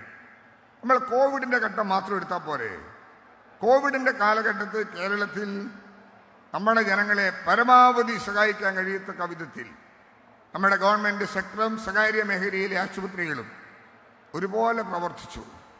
ആരോഗ്യരംഗത്ത് വലിയ ഉണർവ് നൽകി. ചെറിയ സംസ്ഥാനമാണെങ്കിലും 3.5 കോടിയോളം ജനങ്ങളെ നമ്മൾ ഉൾക്കൊണ്ടു. അവരുടെ ബുദ്ധിമുട്ടുകളും ആവലാതികളും നമ്മൾ കണ്ടു. പക്ഷെ അവർക്ക് ബുദ്ധിമുട്ടുണ്ടാകാതെ പരമാവധി സഹായം കൊടുക്കാൻ കഴിയത്തക്ക വിധത്തിലുള്ള ഒരാരോഗ്യ മേഖലയെ നമ്മൾ കണ്ടു. എല്ലാ വെല്ലുവിളികളെയും അതിജീവിച്ചുകൊണ്ട് സദാ ജാഗ്രത പുലർത്തിയ ഒരു ആരോഗ്യ രംഗം കേരളത്തിലുണ്ടായി. ഇതല്ലേ കേരളത്തിൽ കാണേണ്ടതായിട്ടുള്ളത്. വിദേശ രാജ്യങ്ങളിലൊക്കെ ആദ്യഘട്ടത്തിൽ എന്താ കണ്ടത്? കോവിഡാണെന്ന് കണ്ട വഴിയിൽ പോകുന്നവരെ പിടിച്ച് ചുരുട്ടിയെറിഞ്ഞ് വാനിലേക്ക് എറിയുക. മികവുള്ള ആശുപത്രികളിൽ പ്രവേശിച്ചവരെ പോലും പ്രായത്തിൻ്റെ ഏക്കം നോക്കി 75-80 കഴിഞ്ഞാൽ വെന്റിലേറ്റർ അങ്ങ് റിമൂവ് ചെയ്യും. മരണത്തിന് വിട്ടുകൊടുക്കുക. അങ്ങനെ ഒരു സംഭവം കേരളത്തിലുണ്ടായോ? നമ്മുടെ നാട്ടിലുണ്ടായോ? നമ്മൾക്ക് കഴിയുന്നത്ര സേവനം കൊടുക്കാനായിട്ട് സാധിച്ചു. നമ്മുടെ ആരോഗ്യ പ്രവർത്തകർ, നമ്മുടെ സായുധ സേനാ വിഭാഗം, പൊതുപ്രവർത്തകർ, ജനപ്രതിനിധികളെല്ലാം ഒരുമിച്ച് വളരെ സൗഹാർദ്ദപരമായി നമ്മൾ നീങ്ങി. പക്ഷെ ആ ഘട്ടത്തിൽ നമുക്കുണ്ടായൊരു ബുദ്ധിമുട്ട്, കേരളം പോലൊരു സംസ്ഥാനം പട്ടിണിയാകുമോ എന്നൊരു സംശയം നമുക്ക് രൂപപ്പെട്ടു. നമുക്ക് ഭക്ഷ്യധാന്യങ്ങളെല്ലാം പൂർണ്ണമായും സ്വയം പര്യാപ്തതയിലെത്തിയ സംസ്ഥാനമല്ലല്ലോ. അപ്പോൾ വാഹനങ്ങൾ ഓടാൻ പറ്റുന്നില്ല. ലോക്ക്ഡൗൺ പ്രഖ്യാപിച്ചു. പ്രധാനമന്ത്രി പറഞ്ഞു എവിടെയായിരുന്നു അവിടെ ആയിരുന്നോളാം. പനങ്ങാൻ പറ്റിയല്ല. രാജ്യത്ത് ലോക്ക്ഡൗണായി. ഗതാഗത നിയന്ത്രണം, റെയിൽ ഇല്ല, വ്യോമയാനമില്ല. നമുക്കാകെ ബുദ്ധിമുട്ട് നേരിട്ടു. അനുദിനമായി ജോലി ചെയ്ത് കുടുംബം പോറ്റുന്ന തൊഴിലാളി വർഗമുണ്ട് കേരളത്തിൽ. അന്യ സംസ്ഥാനങ്ങളിൽ നിന്ന് ഇവിടെ വന്ന് അഗതി തൊഴിലാളികളായി ജോലി ചെയ്യുന്ന എത്രയോ ആയിരങ്ങളുണ്ട് കേരളത്തിൽ. അവരെല്ലാം പട്ടിണിയാകും എന്ന ഒരു നില വന്ന സന്ദർഭത്തിലാണ് നമുക്കൊരു ഭീതി ജനിച്ചത്. തൊഴിലാളിയും മുതലാളിയുമെല്ലാം ഒരു നാണയത്തിൻ്റെ ഇരുവശം പോലെയായി. ഭക്ഷ്യധാന്യങ്ങൾ എത്രത്തോളം ശേഖരിക്കാൻ പറ്റും? 10 ദിവസമോ 30 ദിവസമോ ഒക്കെ വരെയുള്ളത് സാമ്പത്തിക സ്ഥിതി മെച്ചപ്പെട്ടവരുടെ വീട്ടിലൊരു പക്ഷേ കണ്ടേക്കാം. പക്ഷെ അനുദിനം അരിമേടിച്ച് വീട്ടിൽ പോകുന്നവൻ്റെ കാര്യം എടുത്ത് പരിശോധിക്കുമ്പോൾ ദുഃഖമുണ്ടായി.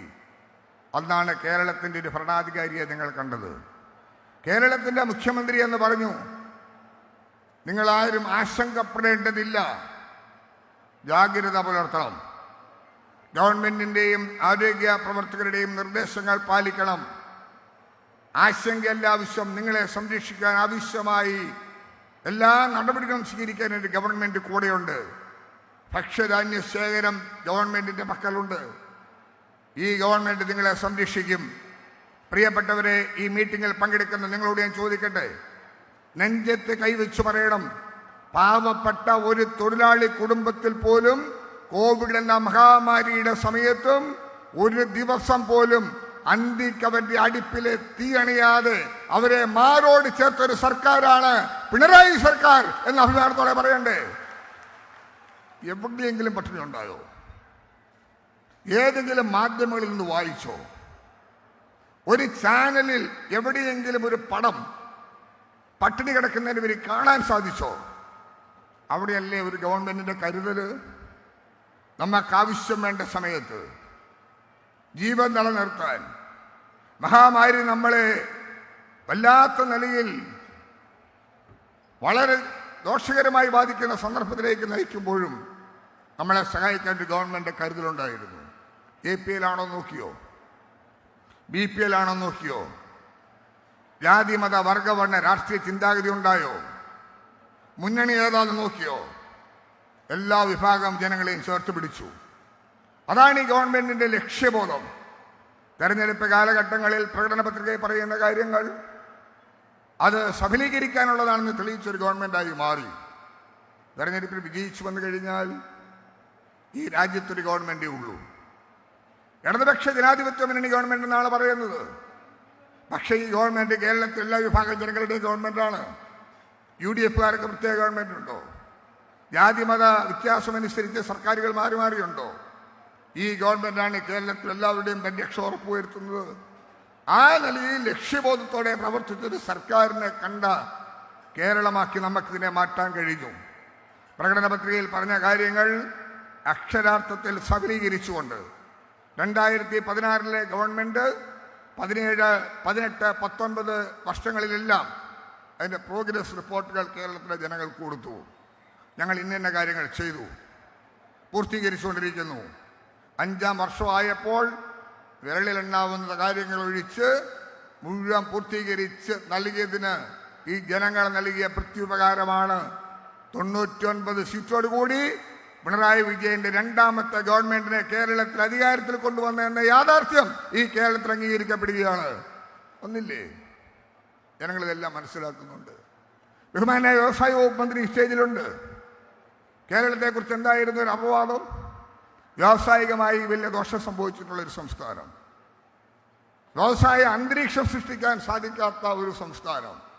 ഇതൊക്കെയല്ലേ നമ്മൾ കേട്ടുകൊണ്ടിരുന്നത്? ഇന്ന് കേരളം വ്യാവസായിക സൗഹൃദ സംസ്ഥാനമായി മാറി. കേന്ദ്രം വിറ്റ് തുലയ്ക്കാൻ തീരുമാനിച്ച പൊതുമേഖലാ സ്ഥാപനം ഉൾപ്പെടെ 23ഓളം സ്ഥാപനങ്ങളെ കേരളത്തിൽ ലാഭകരമാക്കി മുന്നോട്ട് കൊണ്ടുപോകാൻ ഈ സർക്കാരിന് സാധിച്ചില്ലേ? ബഹുമാന്യനായ ശ്രീ രാജീവിന്റെ നേതൃത്വത്തിൽ സംരംഭകത്വ വർഷം ആരംഭിച്ചപ്പോൾ 1,00,000 പേര് 1,00,000 സംരംഭകത്തിന് വേണ്ടിയാണ് ലക്ഷ്യം വെച്ചതെങ്കിൽ ആ കാലയളവിൽ 1.25 ലക്ഷം സംരംഭകരെ കണ്ടെത്താൻ പറ്റി. 11,000 കോടിയുടെ നിക്ഷേപം ഈ കേരളത്തിൽ രൂപപ്പെടുത്താൻ പറ്റി. 4 ലക്ഷത്തോളം വരുന്ന തൊഴിലവസരങ്ങൾ കേരളത്തിൽ സൃഷ്ടിക്കാൻ പറ്റി. ഇത് കേരളത്തിൽ നടന്നതല്ലേ? ഇന്ന് രാവിലെയൊക്കെ ചേരുന്ന പ്രഭാത യോഗങ്ങളിൽ കാസർഗോഡ് മുതൽ ഞങ്ങൾ ചിന്തിക്കുക, ഒരു പുതുമയാണ് കേരളത്തിൽ. ചെറുപ്പക്കാർ അവരൊക്കെ ഈ രംഗത്ത് നടത്തുന്ന പ്രവർത്തനങ്ങൾ, ഗവൺമെന്റിനെ അപ്രീഷിയേറ്റ് ചെയ്യുന്നത്, വ്യാവസായികമായി മുന്നോട്ട് പോകാൻ നമ്മുടെ രാജ്യത്ത് തന്നെ ഏറ്റവും ചേർന്ന സംസ്ഥാനം കേരളമാണെന്ന് അഭിമാനത്തോടെ അവർ പറയുന്നത് കേൾക്കുമ്പോൾ നമുക്ക് സന്തോഷമുണ്ടാകും. ഇങ്ങനെ വ്യാവസായിക രംഗത്തുണ്ടായ മാറ്റങ്ങൾ, അങ്ങനെ നിരവധിയായ കാര്യങ്ങൾ. ഞാൻ സുദീർഘമായി സംസാരിക്കുന്നില്ല. പ്രിയപ്പെട്ട ശ്രീ രാജേഷും ശ്രീ GR അനിലും ഇവിടെ സംസാരിക്കാനായിട്ടുണ്ട്. നമ്മുടെ നാടിൻ്റെ ആ പുരോഗതിയിലെല്ലാം ഒത്തുചേരാനുള്ള അവസരമാണ് നമുക്ക് കിട്ടിയിട്ടുള്ളത്. പാവപ്പെട്ടവരൊക്കെ കിടപ്പാടം കൊടുത്താൽ അതിന് പോലും പ്രശ്നം ഉണ്ടാക്കുക. ലൈഫ് മിഷൻ പദ്ധതി എന്തിനെതിർക്കുന്നു? ഈ രാജ്യത്ത് ഒരു ഫെഡറൽ സംവിധാനത്തിൽ ഒരു സംസ്ഥാനത്തിന് അർഹമായി കിട്ടേണ്ട വിഹിതം പോലും തരാതെ നമ്മളെ ഇത്ര കണ്ട് കുത്തി നോവിക്കുന്ന ഒരു കേന്ദ്ര നയം ഇതിനു മുമ്പ് രാജ്യത്തുണ്ടായിട്ടുണ്ടോ? അർഹതയുള്ളത് തരണ്ടേ? സംസ്ഥാനത്തിൻ്റെ താല്പര്യങ്ങൾ സംരക്ഷിക്കാൻ ബാധ്യതയില്ലേ? അതൊന്നും ഇല്ലായിരുന്നിട്ട് പോലും ഇവിടുത്തെ ജനതയെ നമ്മൾ സംരക്ഷിക്കുക. ലൈഫ് മിഷൻ പദ്ധതിയിലൂടെ ലക്ഷക്കണക്കിന് വീടുകൾ നമ്മൾ കൊടുക്കുകയല്ലേ? അടച്ചുറപ്പുള്ളൊരു വീടും ജീവിതമാർഗവും കാണിച്ചു കൊടുക്കുക. അതിനെ പോലും ആക്ഷേപങ്ങൾ ഞാൻ വിശദീകരിക്കുന്നില്ല, ശ്രീ രാജേഷ് അതിനെക്കുറിച്ച് സൂചിപ്പിക്കും. ആ നിലയിലെല്ലാം വലിയ പ്രശ്നങ്ങൾ രൂപപ്പെടുമ്പോഴും നമ്മൾ ഭയപ്പാടില്ലാതെ മുന്നോട്ട് പോകുന്ന രംഗമാണ് കാണുന്നത്. ഞാൻ കുട്ടനാട്ടിൽ നിന്നാണല്ലോ സംസാരിക്കുന്നത്. ഏറ്റവും കൂടുതൽ വെള്ളം കണ്ട് മടുത്തവരാണ് കുട്ടനാട്ടുകാർ. പക്ഷേ കുടിക്കാൻ ഒരു തുള്ളി വെള്ളത്തിന് വേണ്ടി ബുദ്ധിമുട്ടുന്ന വിഭാഗത്തിൽ ആദ്യം പരിഗണനയ്ക്ക് എടുക്കേണ്ടതും കുട്ടനാട്ടുകാരിയായിരിക്കും. അതോടൊപ്പം കൃഷിയും കൃഷിയിടങ്ങളെ സംരക്ഷിക്കൽ വലിയ ബുദ്ധിമുട്ട് നേരിടുന്നൊരു പ്രദേശമായി കുട്ടനാട് മാറി. പ്രിയപ്പെട്ട MLA Shri Thomas K Thomas സംസാരിച്ചു. ഞാൻ ആദ്യമായി തന്നെ സൂചിപ്പിക്കുന്നത് അക്കാര്യത്തിലൊക്കെയുള്ള ഈ കുട്ടനാടിൻ്റെ പ്രവർത്തനങ്ങളിൽ ഇത് ഏകോപിപ്പിക്കാൻ, പ്രശ്നങ്ങൾ പരിഹരിക്കാൻ MLA കാണിക്കുന്ന ജാഗ്രതയെ പ്രത്യേകമായി ഞാൻ എടുത്തു പറയുക. എനിക്ക് തോന്നുന്നു സത്യസന്ധമായിട്ടും ഒരു MLA എന്ന നിലയിൽ അദ്ദേഹത്തിൻ്റെ പ്രവർത്തനം മന്ത്രിമാരുടെ ആഫീസും മുഖ്യമന്ത്രിയുടെ ആഫീസും എല്ലാം കയറി ഇറങ്ങി വിരലിലെണ്ണാവുന്ന MLA കാണിക്കുന്നതിൽ ഏറ്റവും ശ്രദ്ധേയമായ മാറ്റങ്ങൾക്കിടം കൊടുത്ത് കുട്ടനാടിൻ്റെ സംരക്ഷണത്തിന് വേണ്ടി നിലകൊള്ളുന്ന ഒരു MLA ആണ് ശ്രീ തോമസ് കെ തോമസ് എന്ന അഭിമാനത്തോടെ പറയാതിരിക്കാൻ നിർവാഹമില്ല. അത് അദ്ദേഹത്തിൻ്റെ ഒരു പ്രവർത്തന ശൈലിയായി മാറി. കുട്ടനാട്ടിലെ വെള്ളപ്പൊക്ക നിയന്ത്രണത്തിന് വേണ്ടിയുള്ള നടപടികൾ സ്വീകരിക്കാൻ, കുടിവെള്ള പ്രശ്നം പരിഹരിക്കാൻ ഇവിടെ കുറേയേറെ പ്രശ്നമുണ്ടായി. 1.5 വർഷക്കാലം മുമ്പ് 290 കോടി രൂപ നമ്മൾ അനുവദിച്ചു. ആ പദ്ധതി വന്നതിന് ശേഷം സ്ഥലമെടുക്കുന്ന പ്രശ്നവുമായി ധാരാളം പ്രശ്നങ്ങൾ നേരിട്ട, കാലതാമസം നേരിട്ടപ്പോൾ വീണ്ടും അത് റിവേഴ്സ്ഡ് എസ്റ്റിമേറ്റ് വന്നു. ഇന്ന് 385 കോടി രൂപ കുടിവെള്ളത്തിന് വേണ്ടി അനുവദിക്കപ്പെട്ട ഒരു നിയോജക മണ്ഡലമാണ് കുട്ടനാട്. അതിനോടൊപ്പം ജലജീവൻ മിഷന്റെ ഭാഗമായി ഈ 385 കോടിയുടെ കൂടെ 72 കോടിയും കൂടി അനുവദിക്കപ്പെട്ട് കഴിഞ്ഞു. ഇനി നമുക്ക് പ്രവർത്തനങ്ങൾ തുടങ്ങണം. അതിൻ്റെ ബുദ്ധിമുട്ടുകൾ പരിഹരിക്കുക, അത് പ്രവർത്തനത്തിൽ എത്തിക്കുക, അതിനുവേണ്ടിയുള്ള നടപടികളാണ്. ടെൻഡർ നടപടികൾ ഏകദേശം പൂർത്തീകരിച്ചിട്ടുണ്ട്. സമയബന്ധിതമായി അത് പൂർത്തീകരിക്കാൻ കഴിഞ്ഞാൽ കുട്ടനാട്ടിലെ എല്ലാ വീടുകളിലും ടാപ്പിൽ ശുദ്ധജലം എത്തുന്ന പദ്ധതിക്ക് നമുക്ക് രൂപം കൊടുക്കാനായിട്ട് കഴിയും. നമ്മുടെ നിയോജക മണ്ഡലം മാത്രമല്ല, നമ്മുടെ ജില്ലയിൽ ഇതിനടകമായി തന്നെ 1667 കോടി രൂപയുടെ ഭരണാനുമതി കൊടുത്തിട്ടുണ്ട്. എല്ലാ കുടുംബങ്ങളിലും ശുദ്ധജലം ഉറപ്പുവരുത്തുക ഈ ഗവൺമെൻറ്റിൻ്റെ നയമാണ്. ജലജീവൻ മിഷൻ പദ്ധതിയിലൂടെ കേന്ദ്ര സംസ്ഥാന ഗവൺമെൻറ്റുകളുടെ സംയോജിത പദ്ധതിയാണ്. പക്ഷെ കാണേണ്ട വിഷയം എന്താ? 55% തുക സംസ്ഥാനം കൊടുക്കുക, 45% ഷെയർ സെൻട്രലും തരുന്നു. ഇതിവിടെ മാത്രമല്ല, ഇന്ത്യ രാജ്യത്തെമ്പാടും. ഈ പദ്ധതി ആവിഷ്കരിക്കുന്ന സമയത്ത് കേരളത്തിലുണ്ടായിരുന്ന കണക്ഷൻ 17 ലക്ഷമാണ്. 17 ലക്ഷം കണക്ഷൻ 60 വർഷക്കാലം കൊണ്ടാണ് കേരളത്തിൽ കൊടുത്തത്. എന്നാൽ കഴിഞ്ഞ 2 വർഷക്കാലം കൊണ്ട് 16 ലക്ഷം എന്നുള്ളത് 38 ലക്ഷമാക്കി ഉയർത്താൻ കഴിഞ്ഞു. കേരളത്തിൽ 60,80,000 കുടുംബങ്ങളാണുള്ളത്. അപ്പോൾ 50% കഴിഞ്ഞിരിക്കുന്നു കുടിവെള്ളം എത്തിയിട്ടുള്ളതിൻ്റെ കണക്ക്. കുട്ടനാട് പോലുള്ള പ്രദേശങ്ങളിൽ 2 വർഷക്കാലം കൊണ്ട് പൂർത്തീകരിച്ചു വരുമ്പോൾ കേരളത്തിലെ മുഴുവൻ കുടുംബങ്ങളിലും കുടിവെള്ളം എത്തുന്നതിന് വേണ്ടി 41,000 കോടി രൂപയുടെ ഭരണാനുമതി കൊടുത്ത് മുഴുവൻ വർക്കം കേരളത്തിൽ ടെൻഡർ ചെയ്ത് കഴിഞ്ഞു. സമഗ്രമായ കുടിവെള്ള പദ്ധതി അതാണല്ലോ നമുക്ക് കാണേണ്ടതായിട്ടുള്ളത്. നമ്മുടെ നാടിൻ്റെ മുഖ്യമായ വിഷയം ഒരു കുടുംബത്തിൻ്റെ പ്രശ്നം പരിഹരിക്കുന്നതിൽ ലഭ്യമായിട്ടുള്ള ഏറ്റവും വലിയ നേട്ടം കൈവരിക്കുന്ന ഒരു ഗവൺമെൻറ്റായി പിണറായി സർക്കാർ മാറും. അതോടൊപ്പം ഇറിഗേഷൻ രംഗത്ത് പാടശേഖരങ്ങളെ ഉൾപ്പെടെ എടുത്ത് നോക്കുമ്പോൾ ഈ മേഖലയിൽ വലിയ മാറ്റങ്ങൾ കടം കൊടുക്കാൻ കഴിഞ്ഞിട്ട് ഓരോന്നായി വിശദീകരിക്കുന്നില്ല. ഏറ്റവും കൂടുതൽ പണം ഇറിഗേഷൻ ഡിപ്പാർട്ട്മെൻറ്റ് മാറ്റിവെച്ചത് കുട്ടനാട്ടിലാണ്. കുട്ടനാട് പാക്കേജിൻ്റെ ഭാഗമായിട്ടും പ്ലാന്റ് ഫണ്ടിൻ്റെ ഭാഗമായിട്ടും നബാർഡ് സ്കീമിൽ ഉൾപ്പെടുത്തി ധാരാളം പ്രവർത്തികൾ നടന്നു വരുന്ന പ്രദേശമാണ് കുട്ടനാട്. എന്നാലും പ്രശ്നങ്ങളുണ്ട്. PSC കനാല് ഘട്ടം ഘട്ടമായി തുറക്കണം. ഇവിടുത്തെ വെള്ളപ്പൊക്ക നിയന്ത്രണം, തോട്ടപ്പള്ളി സ്പിൽവേ നമ്മൾ പൊഴിമുറിച്ചു. 1600 ക്യൂസെക്സ് വാട്ടർ പോകേണ്ട തോട്ടപ്പള്ളിയിലൂടെ 600 ക്യൂസെക്സ് വാട്ടർ മാത്രമേ പോകുള്ളായിരുന്നു. അത് നമ്മൾ മാറ്റി 1600 ക്യൂസെക്സ് ആക്കി അതിൻ്റെ വിട്ടും ഡെപ്തും എല്ലാം മാറ്റി അത് ക്ലിയർ ചെയ്ത് പൊഴിമുറിച്ചപ്പോൾ കഴിഞ്ഞ 2 വർഷക്കാലമായി താരതമ്യേന വെള്ളപ്പൊക്കത്തിൽ കുറവുന്നു. അച്ചൻകോവിൽ, പമ്പ, മണിമലയാർ അതെല്ലാം ക്ലിയർ ചെയ്ത് കൊണ്ടുവന്ന് ഈ പൊഴിമുറിച്ച് AC കനാലും കൂടെ പൂർത്തീകരിക്കാൻ കഴിയത്തക്ക അന്തരീക്ഷം ഉണ്ടാകാൻ നടപടികൾ സ്വീകരിച്ച് ഘട്ടം ഘട്ടമായി നമ്മൾ മുന്നോട്ട് പോകുക. ഇപ്പോൾ നിങ്ങൾക്കറിയാം, ഈ പ്രദേശങ്ങളിൽ ഞങ്ങൾ വടക്കേക്കരി, മാടത്താനിക്കരി ആ പാടശേഖരം ഞാൻ സന്ദർശിച്ചതാണ്. അന്ന് പറഞ്ഞു അവിടുത്തെ കർഷകരുടെ പ്രശ്നങ്ങളെ പരിഹരിക്കാൻ ആവശ്യമായ നടപടി സ്വീകരിക്കും. പ്രിയപ്പെട്ടവരെ, ആ വിഷയങ്ങൾക്ക് പരിഹാരം കണ്ടെത്തി അവിടെ 9 കോടി 50 ലക്ഷം രൂപ ഭരണാനുമതി കിട്ടി. അതിന് ടെൻഡർ പ്രൊസീജിയേഴ്സിലായി ഈ വരുന്ന മാർച്ച് മാസത്തോടു കൂടി ആ പ്രവർത്തിയോടെ ആരംഭിക്കും എന്നതും കൂടി ഈ ഘട്ടത്തിൽ പറയാൻ ഞാൻ ആഗ്രഹിക്കുന്നു. അതോടൊപ്പം കൈനഗിരി പഞ്ചായത്തിൽ പുല്ലാട്ട് മാടശേഖരത്തിൽ 11 കോടി രൂപയുടെ പ്രവർത്തികൾ നമുക്ക് മാർച്ച് മാസത്തോടു കൂടി ആരംഭിക്കാൻ കഴിയുന്ന സ്ഥിതി ഇവിടെ ഉണ്ട്. അതുപോലെ തന്നെ 28 പ്രവർത്തികൾ ഏകദേശം പൂർത്തിയായിട്ടുണ്ട്. ഏതാണ്ട് 45 കോടി രൂപയുടെ പ്രവർത്തികൾ പൂർത്തീകരിക്കാനായിട്ട് നമുക്ക് സാധിച്ചു. അതോടൊപ്പം 33 പ്രവർത്തികൾ പുരോഗമിക്കുന്നു. 77 കോടി രൂപയുടെ പ്രവർത്തനങ്ങൾ പുരോഗമിച്ചു വരുന്നു. ഇതെല്ലാം കാണിക്കുന്നത് നമ്മുടെ എത്രയോ കിലോമീറ്റർ ദൂരമാണ് ഫണ്ടുകൾ പൂർത്തീകരിക്കാനായിട്ട് സാധിച്ചത്. അങ്ങനെ കുട്ടനാടിൻ്റെ കാർഷിക മേഖലയിൽ സുസ്ഥിരമായ മാറ്റം ഉണ്ടാകാൻ ടൂറിസം അടിസ്ഥാന രംഗമാക്കിയെടുത്തുകൊണ്ട് സംസ്ഥാനത്ത് വലിയ മാറ്റങ്ങൾക്ക് നേതൃത്വം കൊടുക്കാൻ കുട്ടനാടിന് ഉണർവിൻ്റെ പുതിയ ഉന്മേഷം കൊടുക്കാൻ കഴിയുന്ന പ്രവർത്തികളുമായി മുന്നോട്ട് പോവുകയാണ് എന്ന് മാത്രം ഞാൻ സൂചിപ്പിക്കട്ടെ. ഞാൻ എൻ്റെ വാക്കുകൾ ഉപസംഹരിക്കുക. നമ്മുടെ നാടിൻ്റെ ഏറ്റവും പ്രധാനപ്പെട്ട കാര്യം മതേതരത്വ കാഴ്ചപ്പാടാണ്. സാമ്രാജ്യത്വ ശക്തികളിൽ നിന്ന് മോചനം നേടിയൊരു സംസ്ഥാനമാണ്, രാജ്യമാണ് ഇന്ത്യ. ബ്രിട്ടീഷ് ആധിപത്യത്തിൽ നിന്ന് മോചനം നേടുമ്പോൾ ആ മതേതര കാഴ്ചപ്പാടിനെ ഉയർത്തിക്കെട്ടിയ ഒരു രാജ്യമാണ് ഇന്ത്യ. ഇത് നമ്മുടെ രാജ്യത്തിൻ്റെ സ്ഥിതി എന്താ? നമ്മുടെ രാജ്യത്തിൻ്റെ അവസ്ഥ എന്താ? നമ്മുടെ രാജ്യം വർഗീയതയുടെ എരുത്തിയിലേക്ക് വലിച്ചെറിയപ്പെടുകയാണ്. ദുഃഖകരമല്ലേ അനുഭവം? ജാതിയുടെ പേരിൽ, മതത്തിൻ്റെ പേരിൽ അക്രമങ്ങൾ അരങ്ങേറുകയും ജീവൽ പ്രശ്നങ്ങൾക്ക് പരിഹാരം കണ്ടെത്താതെ വിഷമിക്കുകയും ചെയ്യുന്നൊരു ഘട്ടമാക്കി മാറ്റിവരുന്ന രാജ്യത്തിൻ്റെ ബുദ്ധിമുട്ടുകൾ കാണുമ്പോൾ ദുഃഖിതരാണ്. കേരളീയർക്കൊരു ചരിത്രമുണ്ട്. പമ്പാ നദി ചുമന്നൊഴുകിയപ്പോഴും ചോരിൽ ചുവരഞ്ഞു വെച്ചപ്പോഴും മതസൗഹാർദ്ദം ഉയർത്തിക്കിട്ടിയ പ്രസ്ഥാനമാണ് നമ്മുടെ കേരളത്തിൻ്റെ ചരിത്രം. ആ ചരിത്രമുള്ളവരാണ് പറയുന്നത് രാജ്യത്തിൻ്റെ ഐക്യവും അഖണ്ഡതയും തകർക്കുന്ന ഛിദ്രശക്തികൾക്കെതിരെ പോരാടാനുള്ള ദൗത്യവും ഈ വികസന പ്രവർത്തനങ്ങൾക്കൊപ്പം നമുക്ക് നേരിടേണ്ടതായിട്ടുണ്ട്. അതുകൊണ്ട് മതേതര കാഴ്ചപ്പാടുകളെ മുറുകെ പിടിക്കാൻ, ജനാധിപത്യത്തെ സംരക്ഷിക്കാൻ, ജനാധിപത്യ ധ്വംസനത്തിനെതിരെ ശക്തമായ നിലപാട് സ്വീകരിക്കാൻ, വികസന പ്രവർത്തനങ്ങൾ കാതോട് കാതു ചേർന്ന് തോളോട് തോള് ചേർന്ന് പ്രവർത്തിക്കുന്ന ഒരു സംസ്ഥാനത്ത് നമുക്ക് ഈ കാര്യങ്ങളെല്ലാം നേടിയെടുക്കുമ്പോഴും നമ്മുടെ മതേതര കാഴ്ചപ്പാടുകൾക്ക് തടസ്സം വരാതിരിക്കാൻ ശ്രദ്ധിക്കണം.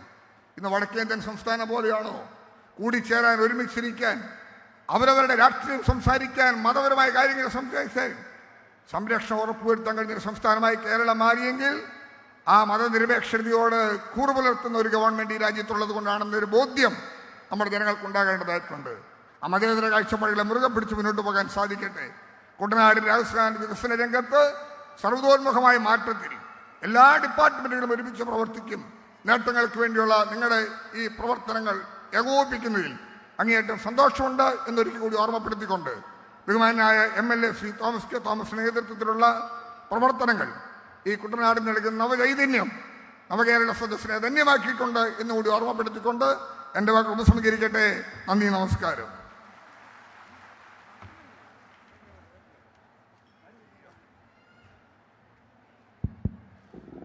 ഭക്ഷ്യ സിവിൽ സപ്ലൈസ് മന്ത്രി ശ്രീ ജിയാൻ ആറിൽ അവരുടെ ക്ഷണിക്കുകയാണ്.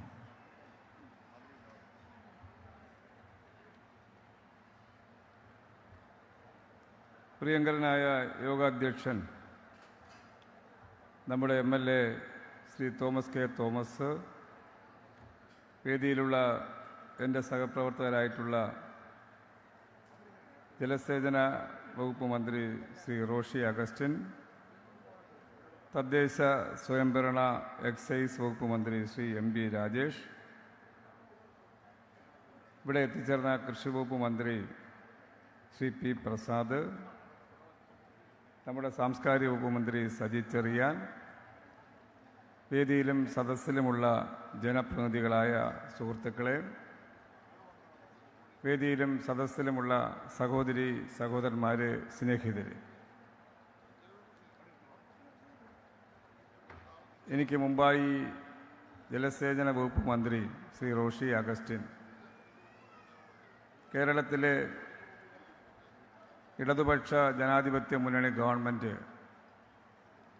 നടപ്പാക്കി വരുന്ന ജനക്ഷേമ പ്രവർത്തനങ്ങളെ സംബന്ധിച്ച്, കേരളം നേടിയ നേട്ടങ്ങളെ സംബന്ധിച്ചെല്ലാം ചുരുക്കമായി നിങ്ങളുടെ മുന്നിൽ അവതരിപ്പിക്കുകയുണ്ടായി. ഞങ്ങൾ ഓരോരുത്തരുടെയും ചുമതല കേരളത്തിൽ ഇവിടെ സൂചിപ്പിച്ചതുപോലെ ഇടതുപക്ഷ ജനാധിപത്യ മുന്നണി ജനങ്ങൾക്ക് നൽകിയ വാഗ്ദാനങ്ങൾ എത്ര കണ്ട് നടപ്പാക്കാൻ കഴിഞ്ഞു എന്നതിനെ സംബന്ധിച്ച് ഓരോ വർഷവും ഇടതുപക്ഷ മുന്നണി ഗവൺമെൻറ്, പിണറായി സർക്കാർ അതിൻ്റെ പ്രോഗ്രസ് റിപ്പോർട്ടായി ജനങ്ങൾക്ക് നൽകാറുണ്ട്. ആ ജനസമക്ഷം നൽകുന്ന പ്രോഗ്രസ്, ആ റിപ്പോർട്ട് ജനങ്ങൾ നന്നായി പരിശോധിക്കാൻ കഴിയുന്നതാണ്. അതുകൊണ്ടാണ് ഇവിടെ സൂചിപ്പിച്ചതുപോലെ അഭിമാനകരമായിട്ടുള്ള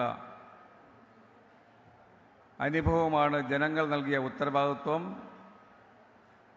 5 വർഷം ഗവൺമെൻറ് നിർവഹിച്ചതിൻ്റെ അംഗീകാരമാണ് വീണ്ടും ഇടതുപക്ഷ ഗവൺമെൻറ്റിനെ, പിണറായി സർക്കാരിനെ വീണ്ടും ജനങ്ങൾ അധികാരത്തിലേറ്റിയത്. ഇവിടെ നേരത്തെ ജലസേചന മന്ത്രി സൂചിപ്പിച്ച് നിർത്തിയത് നിങ്ങൾ ശ്രദ്ധിച്ചിരിക്കും. നമ്മുടെ സംസ്ഥാനത്ത് സമ്പൂർണ്ണമായി കുടിവെള്ളം ലഭ്യമാക്കുക എന്ന ഉത്തരവാദിത്വമാണ് അദ്ദേഹം അതിൻ്റെ കണക്കുകൾ ഇവിടെ സൂചിപ്പിക്കുകയുണ്ടായി. കേരളം ഓരോ മേഖലയിലും കൈവരിച്ച നേട്ടങ്ങൾ നമ്മുടെ രാജ്യത്തിൻ്റെ ഓരോ സംസ്ഥാനങ്ങളുമായി ഒന്ന് വിലയിരുത്തിയാൽ നമ്മൾ ഏത് സംസ്ഥാനത്തേക്കാൾ മുന്നിലാണ് എന്നുള്ള കാര്യം നമുക്കെല്ലാം അറിയാം. എന്നാൽ നമ്മുടെ രാജ്യം 1947 സ്വാതന്ത്ര്യമായപ്പോൾ നമ്മോടൊപ്പം വിവിധ സംസ്ഥാനങ്ങൾ, ഗവൺമെൻറ്റുകൾ നടപ്പാക്കിയ പ്രവർത്തനങ്ങൾ, ആ പ്രവർത്തനങ്ങളുടെ ഫലമായി എത്ര കണ്ട് മുന്നോട്ട് പോയി എന്ന് ചിന്തിക്കുമ്പോഴാണ് നമ്മൾ ഓരോ രംഗത്തും മറ്റ് സംസ്ഥാനങ്ങളെക്കാൾ മുന്നിൽ എന്ന് മാത്രമല്ല ഇന്ത്യക്ക് മുന്നിലായി നമുക്ക് മാറാൻ കഴിഞ്ഞത്. അങ്ങനെ മാറാൻ കഴിഞ്ഞത് ലക്ഷ്യബോധത്തോടു കൂടിയ കാലാകാലങ്ങളിലെ ഗവൺമെൻറ്റുകളുടെ, വിശേഷിച്ചും ഇടതുപക്ഷ ഗവൺമെൻറ്റുകളുടെ ആ നടപടിക്രമങ്ങളാണ്, ആ പ്രവർത്തനങ്ങളാണ് നമ്മെ അവിടെ എത്തിക്കാൻ കഴിഞ്ഞത്. ഇവിടെ നേരത്തെ പറഞ്ഞതുപോലെ വിദ്യാഭ്യാസ രംഗത്ത്, അതുപോലെ മറ്റു പല മേഖലകളിലുമെല്ലാം 2001, 2011, 2016 ആ 5 വർഷക്കാലത്തെ ഗവൺമെൻറ്റിൻ്റെ പ്രവർത്തനങ്ങളുടെ ഫലമായി വല്ലാത്തൊരു മുരടിപ്പാണ്. അത് കുട്ടനാട് നിന്ന് സംസാരിക്കുമ്പോൾ കുട്ടനാട് കാർഷിക മേഖലയിലടക്കം ഇന്ന് രാവിലെ നവകേരള സദസ്സുമായി ബന്ധപ്പെട്ട പ്രഭാതയോഗത്തിൽ ആലപ്പുഴയിലെ വിശേഷിച്ചും കയർ മേഖലയിലെയും മത്സ്യമേഖലയും അടക്കമുള്ള പരമ്പരാഗത തൊഴിൽ മേഖലയടക്കം മുരടിപ്പിൻ്റെ കാലഘട്ടമായിരുന്നു എന്നുള്ളത് നിങ്ങൾക്കും എനിക്കും നന്നായിട്ടറിയാം. ഇതുമാത്രമല്ല, അതുമായി ബന്ധപ്പെട്ട് നിരവധിയായിട്ടുള്ള പ്രക്ഷോഭങ്ങളുടെ ഒരു വേലിയേറ്റം തന്നെ കേരളത്തിൽ ആ ഘട്ടങ്ങളിൽ നമുക്ക് കാണാൻ കഴിഞ്ഞിട്ടുണ്ട്. അങ്ങനെ 2016 ആ ഗവൺമെൻറ് മാറി പുതിയ ഗവൺമെൻറ് അധികാരമേറ്റപ്പോൾ നമ്മൾ ഓരോ മേഖലയ്ക്കും പറഞ്ഞിരുന്ന വാഗ്ദാനങ്ങൾ ഒന്ന് പിറകോട്ട് പരിശോധിച്ചാൽ, ഞാൻ എല്ലാ വിഷയങ്ങളെക്കുറിച്ചും പറഞ്ഞു പോകുന്നില്ല, വിദ്യാഭ്യാസ രംഗത്ത് തന്നെ, വിദ്യാഭ്യാസ രംഗത്ത് അന്ന് നിരവധിയായ ഗവൺമെൻറ് സ്കൂളുകൾ അൺഎക്കണോമിക് എന്ന അടച്ചുപൂട്ടലിൻ്റെ ആ ഭീഷണിയുടെ മുന്നിൽ നിൽക്കുന്ന കാഴ്ചയാണ് നമുക്ക് കാണാൻ കഴിഞ്ഞത്. കുട്ടികളില്ല, അടിസ്ഥാന സൗകര്യങ്ങളില്ല, നിരവധി വിദ്യാലയങ്ങൾ അടയ്ക്കേണ്ടി വരുന്ന ഒരു ഘട്ടം. ഗവൺമെൻറ് എന്താ പറഞ്ഞത്? ഒരു വിദ്യാർത്ഥി പഠിക്കുന്ന സ്കൂളാണെങ്കിൽ പോലും ഗവൺമെൻറ് സ്കൂളുകൾ ഒന്നുപോലും അടയാതെ അത് സമ്പൂർണ്ണമായി സംരക്ഷിക്കുമെന്നാണ് പറഞ്ഞത്. നിങ്ങൾ ഇന്ന് പരിശോധിക്കൂ. 7 വർഷം കഴിയുമ്പോൾ വിദ്യാഭ്യാസ രംഗത്ത് ഞാൻ ദീർഘമായി പറഞ്ഞു പോകുന്നില്ല. ഇന്നിപ്പോൾ നമ്മുടെ ഗവൺമെൻറ് സ്കൂളുകളിലേക്ക് 10 ലക്ഷത്തിലധികം വിദ്യാർത്ഥികൾ തിരിച്ചു വന്നതിൻ്റെ കഥകളാണ് നമുക്ക് ഓരോ സ്ഥലത്തും പറയാൻ കഴിയുന്നത്. ഓരോ സ്കൂളിനും ആവശ്യമായിട്ടുള്ള അടിസ്ഥാന സൗകര്യങ്ങൾ, അത് കെട്ടിടത്തിൻ്റെ ആവശ്യമാണെങ്കിലോ, ലാബിൻ്റെ കാര്യമാണെങ്കിലോ, ലൈബ്രറിയുടെ കാര്യമാണെങ്കിലോ, ടോയ്ലറ്റിൻ്റെ കാര്യമാണെങ്കിലോ, കളിസ്ഥലത്തിൻ്റെ കാര്യമാണ്, ഇങ്ങനെ തുടങ്ങിയ വിദ്യാർത്ഥികളുടെ വിവിധങ്ങളായ അവരുടെ ആവശ്യങ്ങൾക്ക് പരിഹാരം കാണാൻ, ഗുണമേന്മയുള്ള വിദ്യാഭ്യാസം എന്ന് ഉറപ്പുവരുത്തുവാൻ കേരളത്തിലെ വിദ്യാഭ്യാസ രംഗത്തെ കോടാനുകോടി രൂപയുടെ ഇടപെടലും അധ്യാപകരുടെയും പാഠ്യപദ്ധതിയുടെയും പാഠ്യവിഷയങ്ങളുമായി ബന്ധപ്പെട്ട പുസ്തകങ്ങളുടെ കാര്യത്തിലുമെല്ലാം യൂണിഫോമത്തിൻ്റെ കാര്യത്തിലെല്ലാം കൃത്യതയോടുകൂടി നടപ്പാക്കിയതിന് ഫലമായി കേരളം ഒന്നാമതായി മാറുന്ന സ്ഥിതി ഉണ്ടായി. വൈദ്യുതി മേഖല നമുക്ക് പരിശോധിക്കാം. ആ കാലഘട്ടത്തിൽ പവർ കട്ടിൻ്റെ കാലഘട്ടമായിരുന്നല്ലോ, നമ്മൾ മറന്നുപോയില്ലല്ലോ. നിരവധി പൊതുമേഖലാ സ്ഥാപനങ്ങളടക്കം പ്രവർത്തിപ്പിക്കാൻ കഴിയാത്ത തരത്തിലുള്ള പവർ കട്ട്, ലോഡ് ഷെഡിംഗ് അടക്കം. ഇന്നത്തെ സ്ഥിതി എന്താ? 2023 ആകുമ്പോൾ കേരളത്തിൽ അത്തരമൊരു പ്രശ്നം സമ്പൂർണ്ണമായി പരിഹരിക്കപ്പെട്ടു. കേരളത്തിലെ വൈദ്യുതി രംഗം എടുത്ത് പരിശോധിച്ചാൽ കോടാനുകോടി രൂപ, 18,000 കോടി രൂപയുടെ വിവിധങ്ങളായ പദ്ധതികൾ നടപ്പാക്കിക്കൊണ്ടാണ് കേരളത്തിലെ സമ്പൂർണ്ണമായി വൈദ്യുതീകരണം, മുഴുവൻ കുടുംബങ്ങൾക്കും വൈദ്യുതി ഉറപ്പാക്കാൻ കഴിഞ്ഞത്. അതേ ലക്ഷ്യമാണ് ഇന്ന് കുടിവെള്ളത്തെ സംബന്ധിച്ച് ഇവിടെ നേരത്തെ റോഷി അഗസ്റ്റിൻ പറഞ്ഞത്. കേന്ദ്ര സംസ്ഥാന ഗവൺമെൻറ്റുകളുടെ ഫണ്ടും കേരളത്തിലെ ഗവൺമെൻറ്റിൻ്റെ പ്രത്യേകമായിട്ടുള്ള കിബി വഴിയുള്ള ഫണ്ടും ഉപയോഗപ്പെടുത്തിക്കൊണ്ട് കേരളം കുടിവെള്ള രംഗത്തുള്ള കുടിവെള്ള പ്രശ്നത്തിന് പരിഹാരം കാണാൻ പോകുകയാണ്. എല്ലാവർക്കും ഭൂമി, എല്ലാ ഭൂമിക്കും രേഖ. മുദ്രാവാക്യം കേൾക്കുമ്പോൾ നല്ല രസകരമാണ്, ആലങ്കാരികമായി നമുക്ക് തോന്നും. കഴിഞ്ഞ 7 വർഷം കൊണ്ട് കേരളത്തിൽ 3 ലക്ഷത്തിലധികം കുടുംബങ്ങൾക്ക് അവരുടെ ഭൂമിക്ക് പട്ടയം കൊടുക്കുവാൻ, രേഖ കൊടുക്കുവാൻ കഴിയുന്ന അവസ്ഥയിലേക്ക് മാറി. അവശേഷിക്കുന്ന പ്രശ്നങ്ങൾ പരിഹരിക്കാൻ വേണ്ടി പോവുകയാണ്. അതിനാവശ്യമായ നിയമ ഭേദഗതി നടപ്പാക്കി എടുത്തുകൊണ്ട് അതിനനുസരിച്ചുള്ള നടപടിയിലേക്ക് പോവുകയാണ്. കാർഷിക രംഗത്തിൻ്റെ അവസ്ഥ എന്താ? കുട്ടനാട് നിന്ന് സംസാരിക്കുമ്പോൾ നമുക്കെല്ലാം അറിയാം, കാർഷിക മേഖലയുടെ തകർച്ച. നമ്മുടെ നാട് ഭരിച്ചിരുന്ന കോൺഗ്രസിൻ്റെ ഗവൺമെൻറ്, UPA ഗവൺമെൻറ് കാലത്താണ് വിദേശ രാജ്യങ്ങളുമായിട്ടുണ്ടാക്കിയ സ്വതന്ത്ര വ്യാപാര കരാറുകൾ നമ്മളാരും മറന്നിട്ടില്ല. ആ കരാറുകൾ നടപ്പാക്കുമ്പോൾ, കരാറുകളിൽ ഒപ്പിടുമ്പോൾ, അത് ഘാട്ട് കരാറാണെങ്കിലും ആസിയൻ കരാറാണെങ്കിലും അത്തരം കരാറുകൾ രാജ്യം ഏർപ്പെടുന്ന സമയത്തെല്ലാം തന്നെ കേരളത്തിൽ നിന്ന് രാജ്യത്തെയും കൃഷിക്കാരുടെയും ഇടതുപക്ഷത്തിൻ്റെയും ശക്തമായ പ്രതിഷേധം ഉയരുകയുണ്ടായി. എന്നാൽ അന്ന് കോൺഗ്രസ്സുകാർ പ്രചരിപ്പിച്ചത് കേരളത്തിൽ അതിൻ്റെ ഗുണത്തെക്കുറിച്ചാണ്.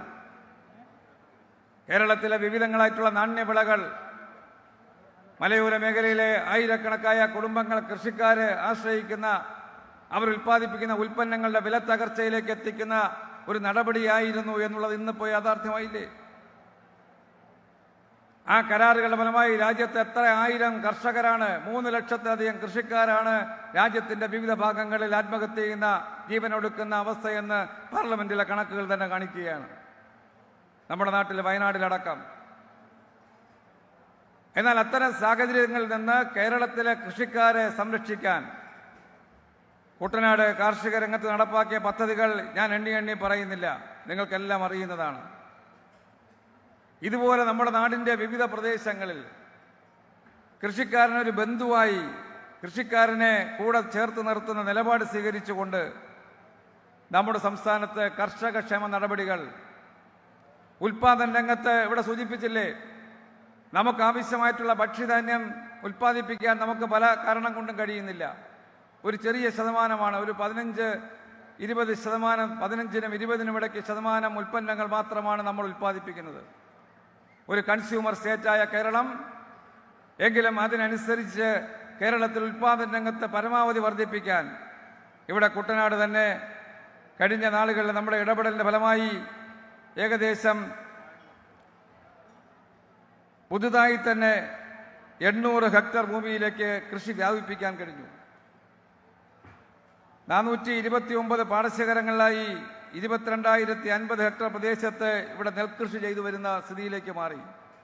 അന്നത്തെ കണക്കുകൾ പരിശോധിച്ചാൽ പഴയ കണക്കുകൾ 2014 കണക്കുകൾ എൻ്റെ മുന്നിലുണ്ട്. 2015-16 കാലയളവിൽ നമ്മൾ 30,255 ഹെക്ടർ പ്രദേശത്ത് 40,069 കർഷകർ അന്ന് ഉൽപ്പാദിപ്പിച്ചത് 1,56,668.50 ടൺ നെല്ലായിരുന്നു എന്നുള്ളതാണ്. കാരണം നമ്മുടെ സംസ്ഥാനത്തിൻ്റെ ഒരു നല്ല ശതമാനം 20-21% നെല്ല് ഉൽപ്പാദിപ്പിക്കുന്ന ഒരു പ്രദേശമാണ് കുട്ടനാട് അടക്കമുള്ള ആലപ്പുഴ. അത്തരം ആ അവസ്ഥയിൽ നിന്ന് ഇന്ന് പരിശോധിക്കുമ്പോൾ, ഈ കഴിഞ്ഞ നാളുകളുടെ കണക്കുകൾ പരിശോധിക്കുമ്പോൾ 2020-21 ആയപ്പോൾ നമുക്കത് 1,59,769.70 ടണ്ണായി എന്ന് പറഞ്ഞാൽ 439.08 കോടി രൂപയുടെ നെല്ല് ഉൽപ്പാദിപ്പിക്കാൻ കഴിഞ്ഞു. 21-22 ആയപ്പോൾ 35,119 കർഷകരിൽ നിന്നായി 1,44,997.36 ടൺ, 407.73 കോടി രൂപ. 22-23 ആയപ്പോൾ നമുക്കത് 1,69,106.03, 478.93. ഈ വർഷം ആദ്യ സീസണിന്റെ കണക്ക് പരിശോധിക്കുമ്പോൾ 12,200 കർഷകരിൽ നിന്നായി 35,787.61, 52 കോടി രൂപയുടെ 98,52 ലക്ഷം രൂപയുടെ നെല്ല് നമുക്ക് ഉൽപ്പാദിപ്പിക്കാൻ കഴിഞ്ഞു. ഇത്തരം നെല്ലുൽപാദന രംഗത്ത് കർഷകനെ അവനെ ഒറ്റപ്പെടുത്തി വിടുന്ന നിലപാടാണോ സ്വീകരിച്ചത്? നെല്ലുൽപാദനത്തിൽ കർഷകന് ആവശ്യമായ പിൻബലം, സപ്പോർട്ട് കൊടുക്കുന്ന നിലപാടാണ് ഗവൺമെന്റ് സ്വീകരിച്ചത്. അതിനാവശ്യമായിട്ടുള്ള നെല്ല് ഉൽപ്പാദിപ്പിച്ചാൽ ന്യായവില കൊടുത്ത് നെല്ല് സംഭരിക്കും. ഇന്ത്യയിൽ ഏറ്റവും അധികം വില കൊടുത്ത് സംഭരിക്കുന്ന 28 രൂപ 20 പൈസ കൊടുത്ത് സംഭരിക്കുന്ന ഒരേ ഒരു സംസ്ഥാനം അത് കേരളമാണ്. കഴിഞ്ഞ സീസണിന്റെ അവസാന നാളിൽ സംഭരിച്ച നെല്ലിന്റെ പണം കൊടുക്കാനുണ്ടായ ചില തടസ്സങ്ങൾ, അതിലേക്ക് ഞാൻ കടന്നു വരാം. ആ ഉൽപ്പാദിപ്പിക്കുന്ന നെല്ലിന് രാജ്യത്ത് കേന്ദ്ര ഗവൺമെന്റിന്റെ വില എത്രയാ? MSP 20 രൂപ 40 പൈസയാണ്. ആ 20 രൂപ 40 പൈസ തന്നെ കൃത്യമായി നമുക്ക് ലഭിക്കാത്ത തരത്തിലുള്ള നിലപാട്.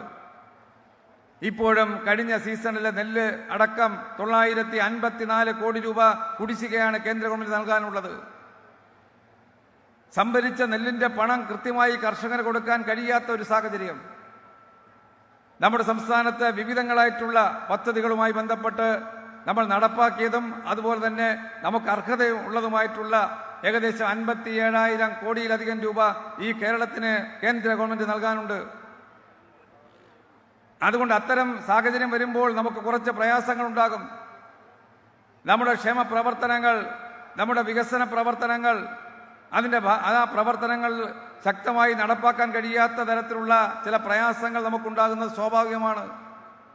എങ്കിലും കേരളത്തിലെ കർഷകന് അത്തരത്തിൽ കേന്ദ്ര ഗവൺമെന്റ് പണം നൽകിയതിന് ശേഷം നൽകുന്ന നിലപാടിന് പകരമാണ് PRS വായ്പയിലൂടെ ബാങ്കുകളുമായി ഉണ്ടാക്കിയ ധാരണയിലൂടെ ആ PRS വായ്പയിലൂടെ കർഷകന് പണം കൊടുക്കാൻ തയ്യാറായത്. PRS വായ്പയെ സംബന്ധിച്ചും കർഷകന് കടം വെട്ടുന്നതിനെ സംബന്ധിച്ചും വിമർശിക്കുന്നവർ നമ്മുടെ സംസ്ഥാനത്തിന് കേന്ദ്രം നൽകാനുള്ള ഇത്ര ഭീമമായ കുടിശ്ശികയെ സംബന്ധിച്ചൊരു അക്ഷരം പറയുന്നില്ല. കേരളത്തിന് കേന്ദ്രം നൽകേണ്ടുന്ന 954.33 കോടി രൂപ നെല്ല് സംഭരണത്തിൽ മാത്രം ലഭിക്കേണ്ട തുകയാണ്. അത്തരം വിഷയങ്ങൾ നൽകണമെന്ന് പറയാൻ ഈ നാട്ടിൽ ഈ പ്രതിപക്ഷത്ത് നിൽക്കുന്ന ആളുകൾ അത്തരം ഒരു നിലപാടല്ല സ്വീകരിക്കുന്നത്. ഇതിൽ മാത്രമല്ല, അപ്പൊ ഞാൻ ഈ പറഞ്ഞത് കർഷകന് കാർഷിക രംഗം തുറപ്പിക്കുവാൻ, കാർഷിക ഉൽപ്പന്നങ്ങളുടെ ഉൽപ്പാദനം വർദ്ധിപ്പിക്കാൻ, പച്ചക്കറിയുടെ ഉൽപ്പാദനം വർദ്ധിപ്പിക്കാനുള്ള ഇടപെടൽ 6 ലക്ഷം ടണ്ണിൽ നിന്ന് നമുക്ക് 18 ലക്ഷം ടണ്ണായി മാറാൻ കഴിഞ്ഞു. പാലിന്റെ ഉൽപ്പാദനത്തിന്റെ കാര്യത്തിൽ ഈ കേരളം ഒരു മിച്ച സംസ്ഥാനമായി മാറാൻ കഴിയുന്ന തരത്തിലുള്ള അടുത്തെത്തുന്ന തരത്തിലേക്ക് നീങ്ങുകയാണ്. അങ്ങനെ ഉൽപ്പാദന രംഗത്തെ കൃഷിക്കാരനെ ഉറപ്പിച്ചു നിർത്തുവാൻ അവനാവശ്യമായിട്ടുള്ള വിവിധങ്ങളായിട്ടുള്ള സംരക്ഷണവും സഹായവും നൽകാൻ, അവന് വൈദ്യുതി സൗജന്യമായി നൽകുവാൻ, അവന് ഉൽപ്പാദന ബോണസ് കൊടുക്കുവാൻ, അവന് പാഡി റോയൽറ്റി കൊടുക്കുവാൻ, അവന് കുമ്മായത്തിന് ആവശ്യമായിട്ടുള്ള തുക കൊടുക്കുവാൻ, അങ്ങനെ നെൽകൃഷിയുമായി ബന്ധപ്പെട്ട് വിവിധങ്ങളായിട്ടുള്ള സഹായങ്ങൾ നൽകിക്കൊണ്ടാണ് കർഷകനെ ആ കാർഷിക രംഗത്ത് ഉറപ്പിക്കാൻ കഴിയുന്ന ഒരു സ്ഥിതി ഉണ്ടായത്. അല്ലാതെ വെറുതെ അല്ല. ഒരു സമയത്ത് ഏറ്റവും ആദ്യം കൃഷിക്കാരൻ പിന്മാറിയത് നെൽകൃഷിയിൽ നിന്നാണ്. അങ്ങനെ വിവിധങ്ങളായ സഹായങ്ങൾ നൽകി കേരളത്തിൽ ഉൽപ്പാദിപ്പിക്കുന്ന 1 കിലോ നെല്ലിൻ്റെ അത് പ്രോസസ്സ് ചെയ്തെടുത്താൽ കിട്ടുന്ന 680 ഗ്രാം അരിക്ക് അതുമായി ബന്ധപ്പെട്ട് ഗവൺമെൻറ് പല രൂപത്തിൽ നൽകുന്ന തുകയുടെ കണക്കെടുത്താൽ ഏകദേശം 65 രൂപയിലധികമാവുകയാണ്. ഇപ്പോൾ 1 കിലോ നെല്ല് ഉൽപ്പാദിപ്പിച്ചെടുക്കാൻ കേരളത്തിൽ പല രൂപത്തിൽ കർഷകന് നൽകുന്ന സഹായമാണെങ്കിലും നെല്ലിന് നൽകുന്ന വിലയാണെങ്കിലും അങ്ങനെ കേരളത്തിലെ കാർഷിക രംഗത്ത് ശ്രദ്ധാപൂർവം ഇടപെടുന്ന ഒരു ഗവൺമെൻറ്റാണ് പിണറായി സർക്കാർ. ഞാൻ അതിൻ്റെ ദീർഘമായ കാര്യങ്ങളിലേക്ക് കടന്നു പോകുന്നില്ല. ഇതുപോലെ തന്നെയാണ് വിവിധ മേഖലകളിലെ കാർഷിക രംഗത്തെ ശ്രദ്ധിക്കുന്നത്. ഓരോ മേഖലയിലും നമുക്ക് അത്തരം നിലവിലുള്ള സാഹചര്യങ്ങൾ, പ്രയാസങ്ങൾ അകറ്റിയെടുത്ത് ഒരു പുരോഗതിയിലേക്ക് നയിക്കുവാൻ നമുക്ക് പറയാമല്ലോ. എല്ലാ പേർക്കും ഭക്ഷണം ഇവിടെ പറഞ്ഞല്ലോ. കോവിഡിൻ്റെ നാളുകളിൽ, പ്രളയത്തിൻ്റെ നാളുകളിലെല്ലാം കേരളം വല്ലാതെ പ്രയാസം അനുഭവിച്ച നാളുകളിൽ കേരളത്തിലെ ജനങ്ങളെ ചേർത്ത് നിർത്തുവാൻ, അവനാവശ്യമായ സംരക്ഷണം കൊടുക്കുവാൻ അതിലൊരു അമാന്തവും കാണിക്കാത്ത ഒരു നിലപാടാണ് കേരളത്തിലെ ഗവൺമെൻറ് സ്വീകരിച്ചത്. ഇന്ത്യയിലെ മറ്റൊരു സംസ്ഥാനത്തിനും പറയാൻ കഴിയില്ല. 14 തവണയാണ് സൗജന്യ കിറ്റ് കൊടുത്തുകൊണ്ട് പണക്കാരനെന്നോ പാവപ്പെട്ടവനെന്നോ നോക്കാതെ അന്യ സംസ്ഥാനങ്ങളിൽ നിന്ന് വന്ന് പണിയെടുക്കുന്ന തൊഴിലാളിയാണോ മലയാളിയാണോ എന്ന് വേർതിരിവില്ലാതെ ഈ കേരളത്തിൽ 6000 കോടിയിലധികം രൂപ അത്തരം ഭക്ഷ്യധാന്യം വിതരണം ചെയ്ത് ജനങ്ങൾക്ക് ആശ്വാസം പകരാനുള്ള നിലപാട് സ്വീകരിച്ചത് ഈ കേരളത്തിലെ ഇടതുപക്ഷ ഗവൺമെൻറ് പിണറായി സർക്കാർ മാത്രമാണ്. നമ്മുടെ സംസ്ഥാനത്ത് ഗവൺമെൻറ്റിൻ്റെ പ്രഖ്യാപിതമായിട്ടുള്ള ലക്ഷ്യമെന്താ? പട്ടിണിക്കാരില്ലാത്ത, വിശപ്പ് രഹിതമായിട്ടുള്ള ഒരു കേരളം എന്നതാണ് ഗവൺമെൻറ് കാണുന്നത്. രാജ്യത്തിൻ്റെ പൊതുചിത്രം അതാണോ? ഏറ്റവും അവസാനത്തെ കണക്കുകൾ നോക്കുമ്പോൾ ലോകത്തെ 125 രാജ്യങ്ങളുടെ പട്ടിണിക്കാരുടെ ആ കണക്കുകൾ പരിശോധിക്കുമ്പോൾ നമ്മുടെ സംസ്ഥാനം 125-ൽ 111 സ്ഥാനത്താണ്. 2022, 21, 22 കണക്ക് നോക്കുമ്പോൾ 125 രാജ്യങ്ങളിൽ പട്ടിണിക്കാരുടെ എണ്ണത്തിൽ, അതിൻ്റെ ശതമാനത്തിൽ നമ്മുടെ രാജ്യം 109 സ്ഥാനത്താണ്. പഴയ കണക്കുകളിലേക്ക് പോയാൽ ഓരോ വർഷം കഴിയും തോറും രാജ്യം ഭരിക്കുന്ന ഗവൺമെൻറ് ക്ഷേമപ്രവർത്തനങ്ങൾ നടപ്പാക്കുന്നു എന്ന് പറയുമ്പോൾ നമ്മുടെ നാട്ടിലെ സാധാരണക്കാരൻ, പാവപ്പെട്ട ആളുകൾ കൂടുതൽ പാവപ്പെട്ടവരായി മാറുന്നു. സമ്പന്നരായിട്ടുള്ള ആളുകൾ ശതകോടീശ്വരന്മാരായി മാറുന്നു. അത്തരം നയം നടപ്പാക്കുന്ന രാജ്യത്താണ് നമ്മുടെ സംസ്ഥാനത്ത് പട്ടിണിക്കാരുടെ, ദുരിതം അനുഭവിക്കുന്ന ദരിദ്രരുടെ എണ്ണം എടുത്ത് പരിശോധിച്ചപ്പോൾ നമുക്ക് കാണാൻ കഴിഞ്ഞത് 0.7% മാത്രമാണ്. ഈ ഗവൺമെൻറ് ചുമതലയെടുത്ത ആദ്യ ക്യാബിനറ്റ് ആ 0.7% എന്നുള്ള അതിദരിദ്രരായിട്ടുള്ള ആളുകളെ കണ്ടെത്തിക്കൊണ്ട് അവരുടെ ദാരിദ്ര്യാവസ്ഥ മാറ്റുവാൻ ആവശ്യമായ നടപടിയിലേക്ക് പോകണമെന്നാണ് തീരുമാനിച്ചത്. അല്ലാതെ അവരെ കാണാതെ മറ്റ് വികസന ക്ഷേമ പ്രവർത്തനങ്ങളുമായി മുന്നോട്ട് പോകാനല്ല. അങ്ങനെ ഇടപെടൽ നടത്തിയതിൻ്റെ ഫലമായി, അത് കണ്ടെത്തിയതിൻ്റെ ഫലമായി നമ്മുടെ സംസ്ഥാനത്ത് 64,006 കുടുംബങ്ങൾ അത്തരം അതിദരിദ്രരായ കുടുംബങ്ങളുണ്ടെന്ന് കണ്ടെത്താൻ കഴിഞ്ഞു. 2 വർഷത്തെ ഗവൺമെൻറ് ഇടപെടലിൻ്റെ ഫലമായി ആ 64,006 കുടുംബങ്ങളിൽ 31,000 കുടുംബങ്ങളുടെ ആ ദാരിദ്ര്യാവസ്ഥ, ക്ലേശ ഘടകങ്ങൾ പലതും മാറ്റാൻ കഴിഞ്ഞു. അവർക്ക് പരിപൂർണമായി ഭക്ഷ്യധാന്യം ഉറപ്പുവരുത്താൻ, അവർക്ക് പൂർണ്ണമായും റേഷൻ കാർഡ് നൽകുവാൻ, ആ റേഷൻ കാർഡ് നൽകുന്ന കാര്യത്തിൽ അവർക്ക് പൂർണ്ണമായി നൽകുന്ന നടപടി സ്വീകരിച്ചു. അവർക്ക് ആരോഗ്യ ഇൻഷുറൻസ് നൽകുന്ന നടപടി സ്വീകരിച്ചു. അത്തരം കുടുംബങ്ങൾക്ക് ലൈഫിൻ്റെ പദ്ധതിയിൽ ആദ്യഘട്ടത്തിൽ തന്നെ വീട് കൊടുക്കാൻ വേണ്ടി തീരുമാനിച്ചു. 2025 നവംബർ മാസം 1-ാം തീയതി കേരളപ്പിറവി ദിനമാകുമ്പോൾ ഈ കേരളം അതിദരിദ്രരില്ലാത്ത കേരളമായി മാറണം. അതാണ് ലക്ഷ്യം. ആ ലക്ഷ്യം കൈവരിക്കുകയാണ് ഗവൺമെൻറ് ഉദ്ദേശിക്കുന്നത്. അങ്ങനെ ലക്ഷ്യം കൈവരിക്കാൻ ആവശ്യമായ പ്രവർത്തനങ്ങൾ എങ്ങനെ നടപ്പാക്കാം? ഞാൻ അഭിമാനത്തോടു കൂടി കുട്ടനാട് ഈ യോഗത്തിൽ നിന്ന് പറയുകയാണ്, ഈ ഗവൺമെൻറ്റിൻ്റെ കാലയളവിലെ ഇടപെടലിൻ്റെ ഫലമായി നമ്മുടെ സംസ്ഥാനത്ത് കഴിഞ്ഞ 2.5 വർഷത്തിനുള്ളിൽ 4,04,195 കുടുംബങ്ങൾക്ക് പുതുതായി റേഷൻ കാർഡ് കൊടുക്കാൻ കഴിഞ്ഞു. ഈ ആലപ്പുഴ ജില്ലയിൽ 18,861 പുതിയ കാർഡ് നമ്മൾ നൽകുകയുണ്ടായി. എന്ന് മാത്രമല്ല, ദരിദ്രരായിട്ടുള്ള കുടുംബങ്ങൾക്ക്, BPL കുടുംബങ്ങൾക്ക് മുൻഗണനാ കാർഡ് കൊടുക്കുന്ന കാര്യത്തിൽ ഈ ഗവൺമെന്റ് കാലയളവിൽ 3,66,397 കുടുംബങ്ങൾക്ക് മുൻഗണനാ കാർഡ്, BPL കാർഡ് കൊടുക്കാൻ കഴിഞ്ഞു. ആലപ്പുഴ ജില്ല എടുത്താൽ 23,705 കുടുംബങ്ങൾക്ക് കാർഡ് കൊടുത്തു. നമ്മുടെ രാജ്യത്തിന്റെ പൊതുചിത്രം എന്താ? 2013 രാജ്യം ഭരിച്ച കോൺഗ്രസിന്റെ ഗവൺമെന്റാണ് ഈ കേരളമടക്കമുള്ള രാജ്യത്തെ ഭക്ഷ്യധാന്യങ്ങൾ നൽകേണ്ടുന്നവരുടെ ആ എണ്ണത്തെ സംബന്ധിച്ച് അതേക്കുറിച്ച് നിയമപരമായിട്ടുള്ള പരിരക്ഷ ഉറപ്പാക്കുന്ന നടപടി സ്വീകരിച്ചത്.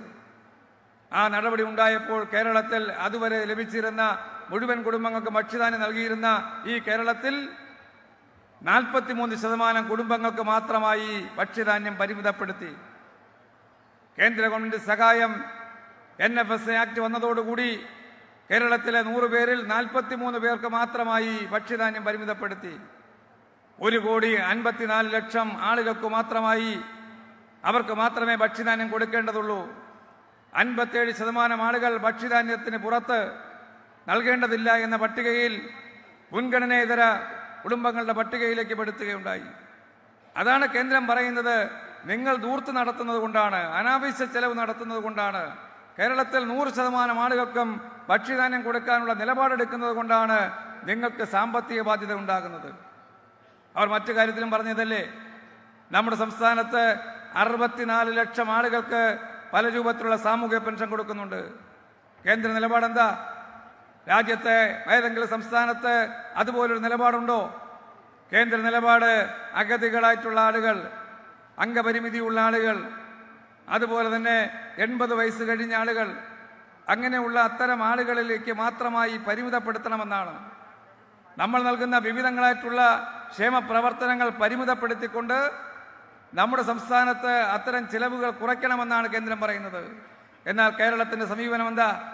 കേന്ദ്ര സമീപനം മുതലാളിത്ത സമീപനമെങ്കിൽ കേരളത്തിന്റെ സമീപനം ജനപക്ഷ, അതാണ് ഇടതുപക്ഷ ബദൽ. എല്ലാ വിഭാഗം ജനങ്ങളെയും ചേർത്ത് നിർത്തുന്ന, സമ്പന്നരെ കൂടുതൽ സമ്പന്നരാക്കുന്നതല്ല, ദാരിദ്ര്യമായി അനുഭവിക്കുന്നവരെ കൂടുതൽ ദരിദ്രരാക്കുകയല്ല, ആ ദാരിദ്ര്യ അവസ്ഥയിൽ കഴിയുന്ന കുടുംബങ്ങളെ കുറച്ചുകൂടെ മെച്ചപ്പെട്ട അവസ്ഥയിലേക്ക് എത്തിക്കാൻ കഴിയുന്ന നടപടികളും ഇടപെടലുമാണ് ഗവൺമെന്റ് ആലോചിക്കുന്നത്. അതുകൊണ്ട് അത്തരം കുടുംബങ്ങൾക്ക് അതുകൊണ്ട് അവസാനിക്കുന്നില്ല. അത്തരത്തിലുള്ള കുടുംബങ്ങൾക്ക് ഓരോ 6 മാസവും കേരളത്തിൽ ആ പരിശോധന പൂർത്തിയാക്കിക്കൊണ്ട് പുതുതായി മുൻഗണനാ കാർഡ് കൊടുക്കാൻ കഴിയുന്നവർക്ക്, പരമാവധി അർഹതയുള്ളവർക്ക് കൊടുക്കുക എന്ന നിലപാടാണ് ഗവൺമെന്റ് സ്വീകരിക്കുന്നത്. 6 മാസത്തെ പരിശ്രമത്തിന് ഫലമായി ഈ വരുന്ന ഡിസംബർ അവസാനമാകുമ്പോൾ വീണ്ടും ഈ കേരളത്തിൽ 50,000-ഓളം കുടുംബങ്ങൾക്ക് മുൻഗണനാ കാർഡ് കൊടുക്കാൻ പോവുകയാണ്. ഈ ആലപ്പുഴ ജില്ലയിലും ഏകദേശം 4,000-ലധികം കുടുംബങ്ങൾക്ക് അത്തരം കാർഡ് ലഭ്യമാകും. ഞാനീ പറഞ്ഞു, ഇതാണ് ഭരണരംഗത്തെ ഇടപെടലുകൾ. ഓരോ വകുപ്പുകളിലും ആ നിലയിൽ. അത് കേരളീയർക്ക് മാത്രമല്ല, കേരളത്തിൽ താമസിക്കുന്ന അന്യ സംസ്ഥാനങ്ങളിൽ നിന്ന് ഇവിടെ വന്ന് പണിയെടുക്കുന്ന തൊഴിലാളികൾക്കും അവർക്ക് ഭക്ഷ്യധാന്യം നൽകുവാനുള്ള റേഷൻ റൈറ്റ് കാർഡ് നൽകാൻ ഗവൺമെന്റ് തീരുമാനിച്ച് നടപ്പാക്കി വരികയാണ്. അവർക്കും ഇവിടുത്തെ റേഷൻ കടകളിൽ നിന്ന് ഭക്ഷ്യധാന്യം വാങ്ങാൻ കഴിയുന്ന തരത്തിലേക്കുള്ള നടപടികൾ സ്വീകരിക്കുകയാണ്. ഞാൻ ഈ പറഞ്ഞത് ഇത്തരത്തിലുള്ള നിരവധിയായിട്ടുള്ള ജനക്ഷേമ പ്രവർത്തനങ്ങൾ, ആ ജനക്ഷേമ പ്രവർത്തനങ്ങൾ കൂടുതൽ ഊർജിതമായി മുന്നോട്ട് കൊണ്ടുപോകാൻ കഴിയാത്ത അവസ്ഥയാണ്. വിലക്കയറ്റം രാജ്യമൊട്ടാകെ വല്ലാതെ ബാധിക്കുമ്പോൾ ഈ കേരളത്തിൽ വില നിയന്ത്രിക്കുവാൻ, വിലക്കയറ്റത്തിന്റെ ഭീതി അല്ലെങ്കിൽ വിലക്കയറ്റത്തിന്റെ കാഠിന്യം ജനങ്ങളെ ബാധിക്കാതിരിക്കാൻ കഴിയുന്ന ഫലപ്രദമായിട്ടുള്ള വിപണി ഇടപെടലാണ് ഈ കേരളത്തിൽ സപ്ലൈകോ ആണെങ്കിലും കൺസ്യൂമർ ഫെഡ് ആണെങ്കിലും സഹകരണ സ്ഥാപനങ്ങളാണെങ്കിലും അതിലൂടെ കേരളത്തിലെ ഗവൺമെന്റ് നടപ്പാക്കുന്നത്.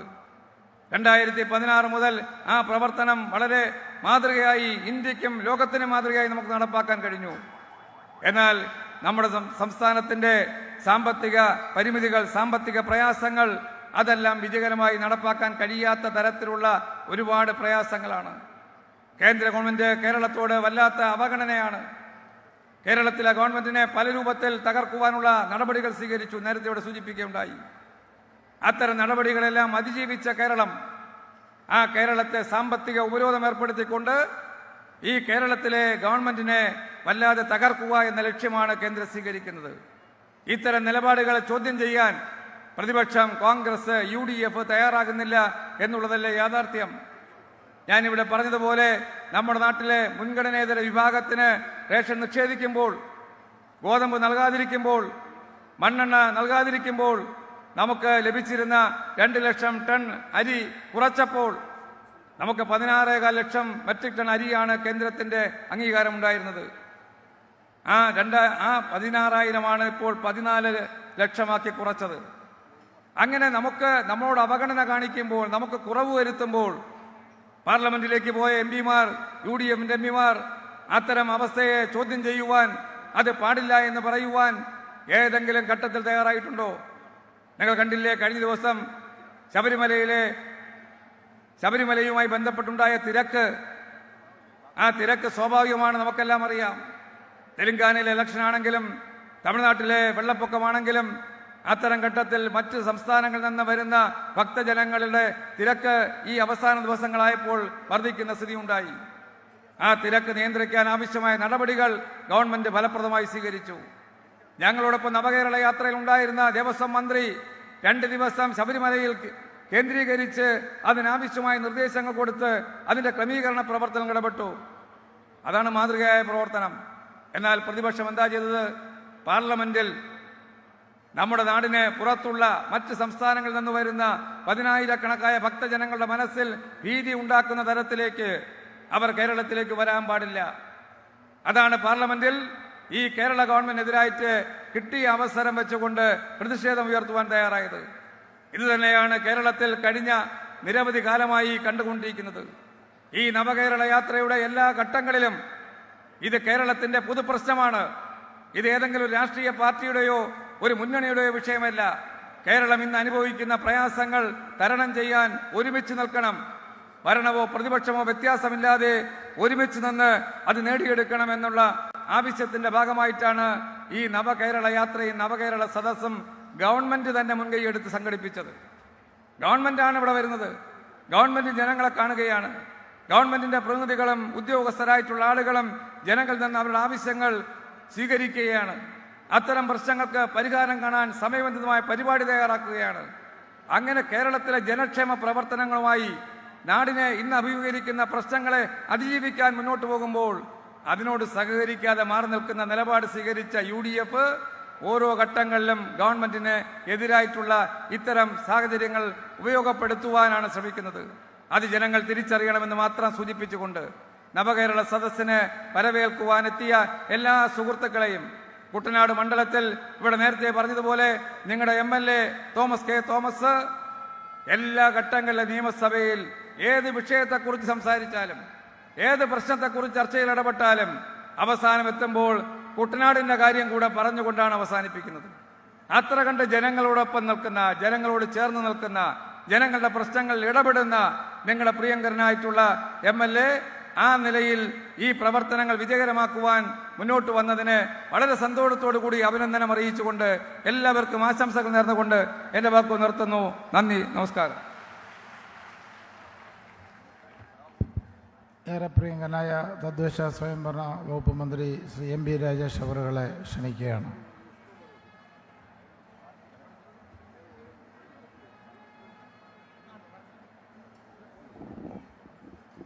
വേദിയിലുള്ള ബഹുമാന്യനായ അധ്യക്ഷൻ Shri Thomas K Thomas MLA, മന്ത്രിസഭയിലെ ബഹുമാന്യരായ സഹപ്രവർത്തകരെ, സഹോദരീ സഹോദരന്മാരെ, സുഹൃത്തുക്കളെ, നവകേരള സദസ്സിൻ്റെ ഉദ്ദേശലക്ഷ്യങ്ങളെക്കുറിച്ച് എനിക്ക് മുമ്പ് സംസാരിച്ച 2 ബഹുമാന്യരായ മന്ത്രിമാർ സാമാന്യം വിശദമായി തന്നെ പറഞ്ഞു കഴിഞ്ഞിട്ടുണ്ട്.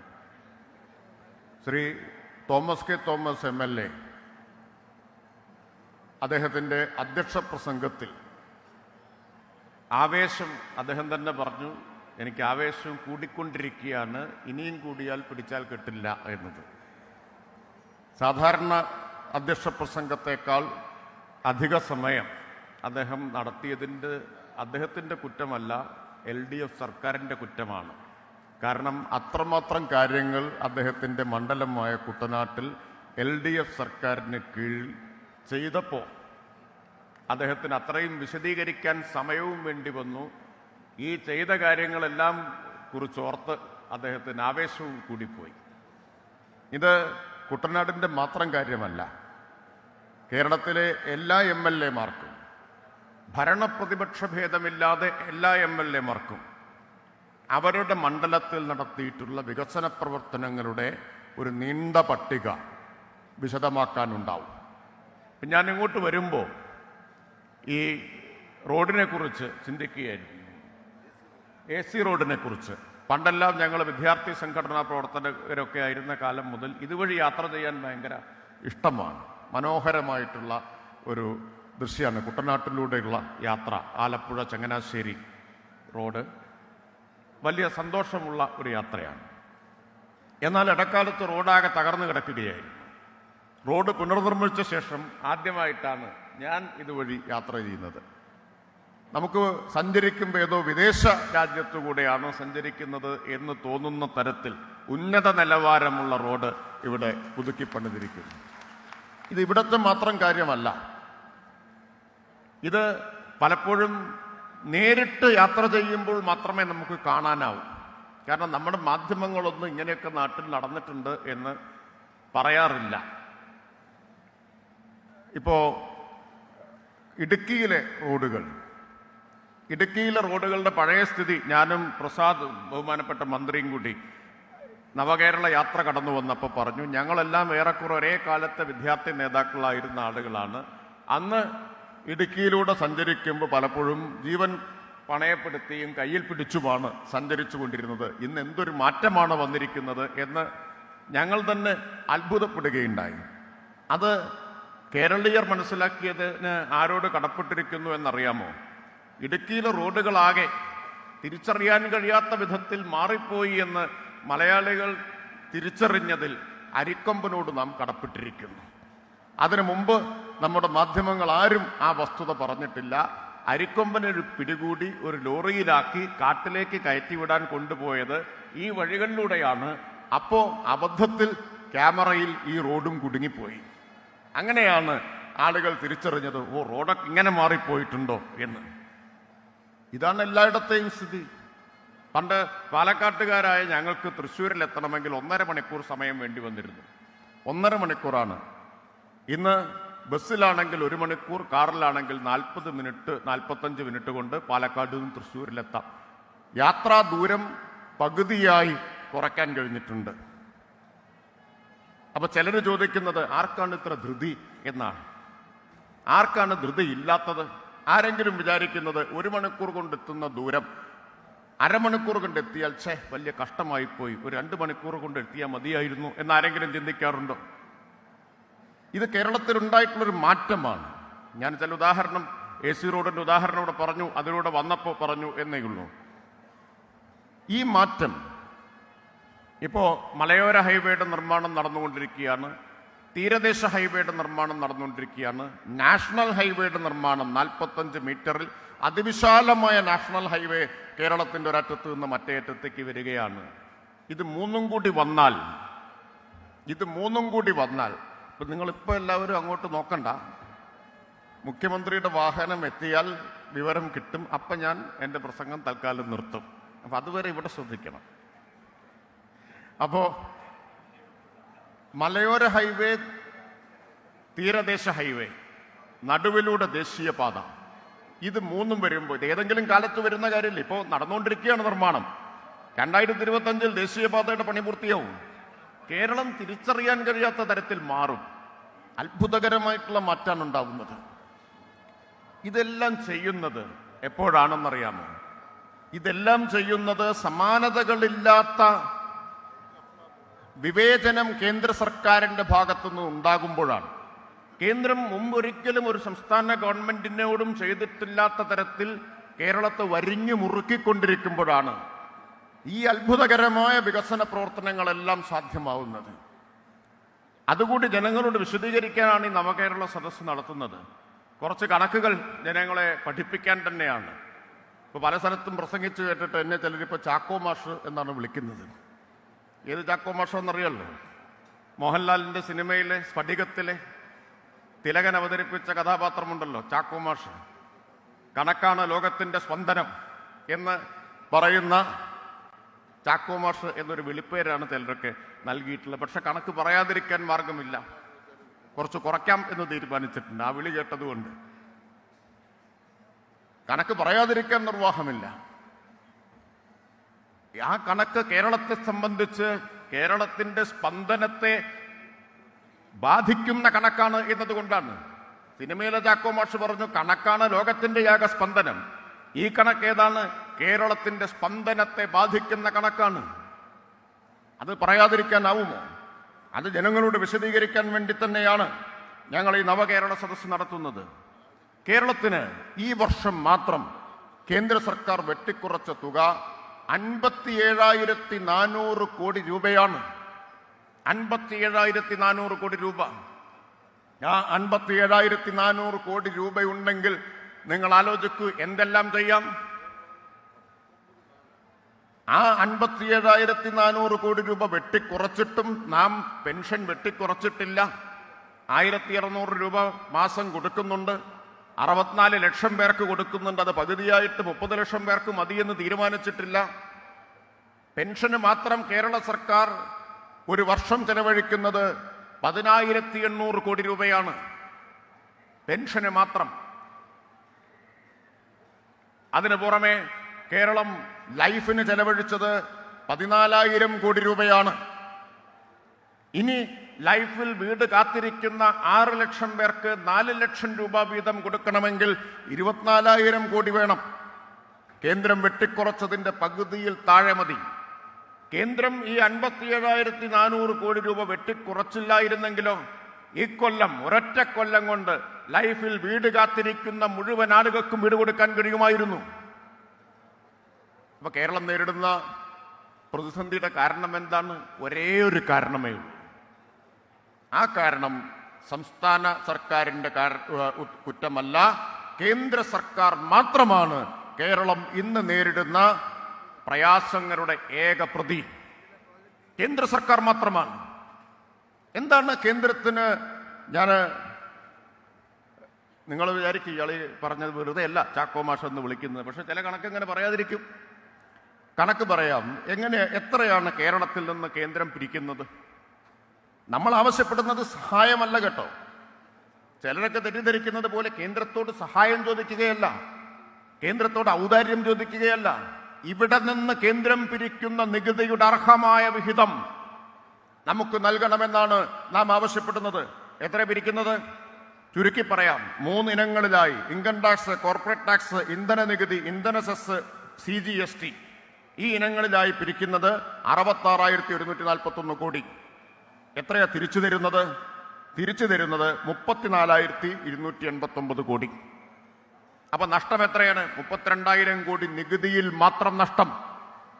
ഇവിടെ നിന്ന് പിരിക്കുന്ന നികുതി കേരളത്തിൽ നിന്ന് കേന്ദ്രം പിരിച്ചു കൊണ്ടുപോകുന്നതിന്റെ പകുതിയേ നമുക്ക് തരുന്നുള്ളൂ.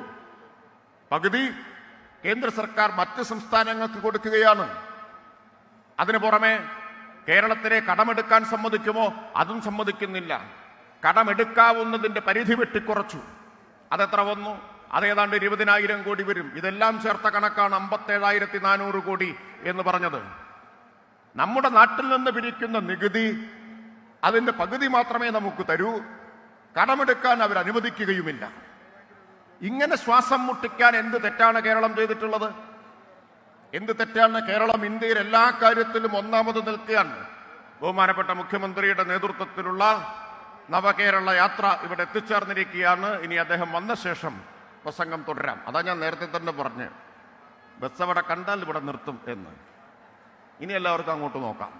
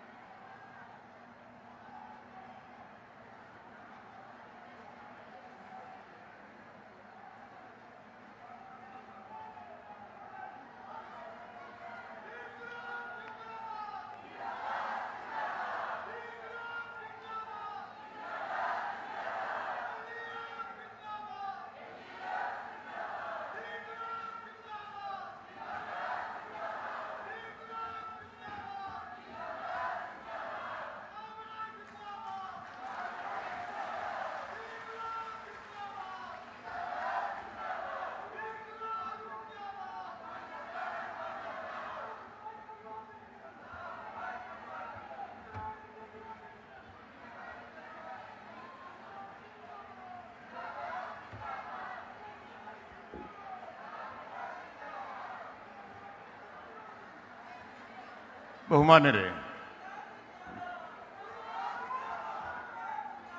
കുട്ടനാട് ആവേശത്തോടെയും ആകാംക്ഷയോടെയും കാത്തിരുന്ന കേരളത്തിൻ്റെ ബഹുമാന്യനായ മുഖ്യമന്ത്രി ശ്രീ പിണറായി വിജയൻ ഇവിടെ എത്തിച്ചേർന്നിരിക്കുകയാണ്. അദ്ദേഹം എത്തിച്ചേർന്നുവെങ്കിലും അല്പസമയം കൂടി പ്രസംഗം തുടരാനാണ് നിർദ്ദേശിച്ചിട്ടുള്ളത്. ഞാനത് പറഞ്ഞില്ലെങ്കിൽ നിങ്ങൾക്കൊരു തെറ്റിദ്ധാരണ ഉണ്ടാവും, മുഖ്യമന്ത്രി എത്തിയിട്ടും പിന്നെ ഇങ്ങേരെന്തിനാണ് പ്രസംഗിക്കുന്നത് എന്ന്. അപ്പോൾ പറഞ്ഞു വന്ന കാര്യം, കേന്ദ്ര സർക്കാർ കേരളത്തോട് സ്വീകരിക്കുന്ന സമീപനത്തെക്കുറിച്ചാണ്, പകപോക്കലിനെ കുറിച്ചാണ് പറഞ്ഞു വന്നത്. അതിൻ്റെ ചില കണക്കുകളാണ് ഇവിടെ സൂചിപ്പിച്ചത്. നമ്മുടെ നാട്ടിൽ നിന്ന് പിരിക്കുന്ന നികുതിയുടെ പകുതി പോലും തിരിച്ചു നമുക്ക് നൽകുന്നില്ല. എന്നാൽ ഇതേ സമീപനമാണോ മറ്റു സംസ്ഥാനങ്ങളോട്? അല്ല. ഇപ്പൊ കേരളത്തിന് നികുതി വിഹിതമായിട്ട് 19,000 കോടി പരം രൂപയാണ് അനുവദിക്കുന്നത്. യു പിക്ക് അനുവദിക്കുന്നത് 2,44,000 കോടി രൂപയാണ്. അപ്പൊ ചിലർക്ക് ചോദിക്കും, കേരളത്തിന്റെ യു പിയുടെയും ജനസംഖ്യ ഒരുപോലെയാണോ? അല്ല. കേരളത്തിന്റെ ജനസംഖ്യ 3.5 കോടി, യു പിയുടെ ജനസംഖ്യ 23.5 കോടി, കേരളത്തിൻ്റെതിൻ്റെ 6 ഇരട്ടി. പക്ഷേ എത്രയാണ് അനുവദിച്ചത്? കേരളത്തിന് അനുവദിക്കുന്നതിൻ്റെ 12 ഇരട്ടിയാണ് യു പിക്ക് കൊടുക്കുന്നത്. കേരളത്തിന് അനുവദിക്കുന്നതിനേക്കാൾ കൂടുതലാണ് ബീഹാറിന്, ആസാമിന്, ഒഡീഷയ്ക്ക്, ജാർഖണ്ഡിന് ഒക്കെ കൊടുക്കുന്നത്. ഇതിൽ ചില സംസ്ഥാനങ്ങൾ കേരളത്തിനേക്കാൾ ജനസംഖ്യ കുറഞ്ഞതാണ്, പക്ഷെ കേരളത്തിനേക്കാൾ കൂടുതൽ തുക അവർക്ക് കൊടുക്കുകയാണ്. നമ്മൾ ആവശ്യപ്പെടുന്നത് എന്താണ്? കേന്ദ്രത്തിൻ്റെ സഹായമല്ല, പ്രത്യേക സഹായമല്ല, ഔദാര്യമോ ദാനമോ അല്ല, അർഹമായത് മാത്രമാണ് കേരളം ചോദിക്കുന്നത്. അത് കേരളത്തിന് അർഹതയുള്ളതാണ്. ഇന്ത്യയിലെ മറ്റെല്ലാ സംസ്ഥാനങ്ങൾക്കും അർഹതയുള്ളതുപോലെ കേരളത്തിനും ന്യായമായത് കിട്ടാനുള്ള അർഹതയുണ്ട്. അത് വെട്ടിക്കുറയ്ക്കുന്നതിനെയാണ് കേരളം ചോദ്യം ചെയ്യുന്നത്. ആ വിവേചനം ഇപ്പോൾ എത്രത്തോളം എത്തി? ആ വിവേചനം ഗത്യന്തരമില്ലാതെ കേരളത്തിന് സുപ്രീം കോടതിയെ സമീപിക്കേണ്ട സ്ഥിതിയിലേക്ക് എത്തി. സുപ്രീം കോടതിയിൽ കേസ് കൊടുത്തിരിക്കുകയാണ്. ചരിത്രത്തിൽ ഇതുവരെ ഇങ്ങനൊരു സാഹചര്യം ഒരു സംസ്ഥാന ഗവൺമെന്റിന് ഉണ്ടായിട്ടുണ്ടോ? സംസ്ഥാനവും കേന്ദ്രവും തമ്മിലുള്ള ബന്ധമെന്ന് പറഞ്ഞാൽ മരുമക്കത്തായത്തിലെ അമ്മാവനും മരുമകനും തമ്മിലുള്ള ബന്ധം പോലെയാണോ? അങ്ങനെ ഒരു ബന്ധമല്ലല്ലോ. കേന്ദ്രവും സംസ്ഥാനവും തമ്മിലുള്ള ബന്ധം നമ്മുടെ രാജ്യത്തിൻ്റെ ഭരണഘടന, ആ ഭരണഘടനയുടെ ഫെഡറൽ ചട്ടക്കൂട്, അതനുസരിച്ച് ഭരണഘടന നൽകുന്ന ചില അവകാശങ്ങൾ സംസ്ഥാനങ്ങൾക്കുണ്ട്. ആ അവകാശങ്ങൾക്ക് മേലാണ് ഇന്ന് കേന്ദ്ര ഗവൺമെന്റ് കത്തിവെക്കുന്നത്. അതുകൊണ്ട് കേരളത്തിന് അർഹമായ അവകാശങ്ങൾ, കേരളത്തിന് അർഹമായ വിഹിതം നേടിയെടുക്കാൻ മാത്രമല്ല ഇപ്പോൾ സുപ്രീം കോടതിയെ സമീപിച്ചിട്ടുള്ളത്, രാജ്യത്തിൻ്റെ ആകെ ഫെഡറൽ ഘടനയെ സംരക്ഷിക്കുന്ന നിർണായകമായ ഒരു പോരാട്ടത്തിന് കേരളം മുൻകൈയെടുത്തിരിക്കുകയാണ്. LDF സർക്കാർ മുൻകൈയെടുത്തിരിക്കുകയാണ്.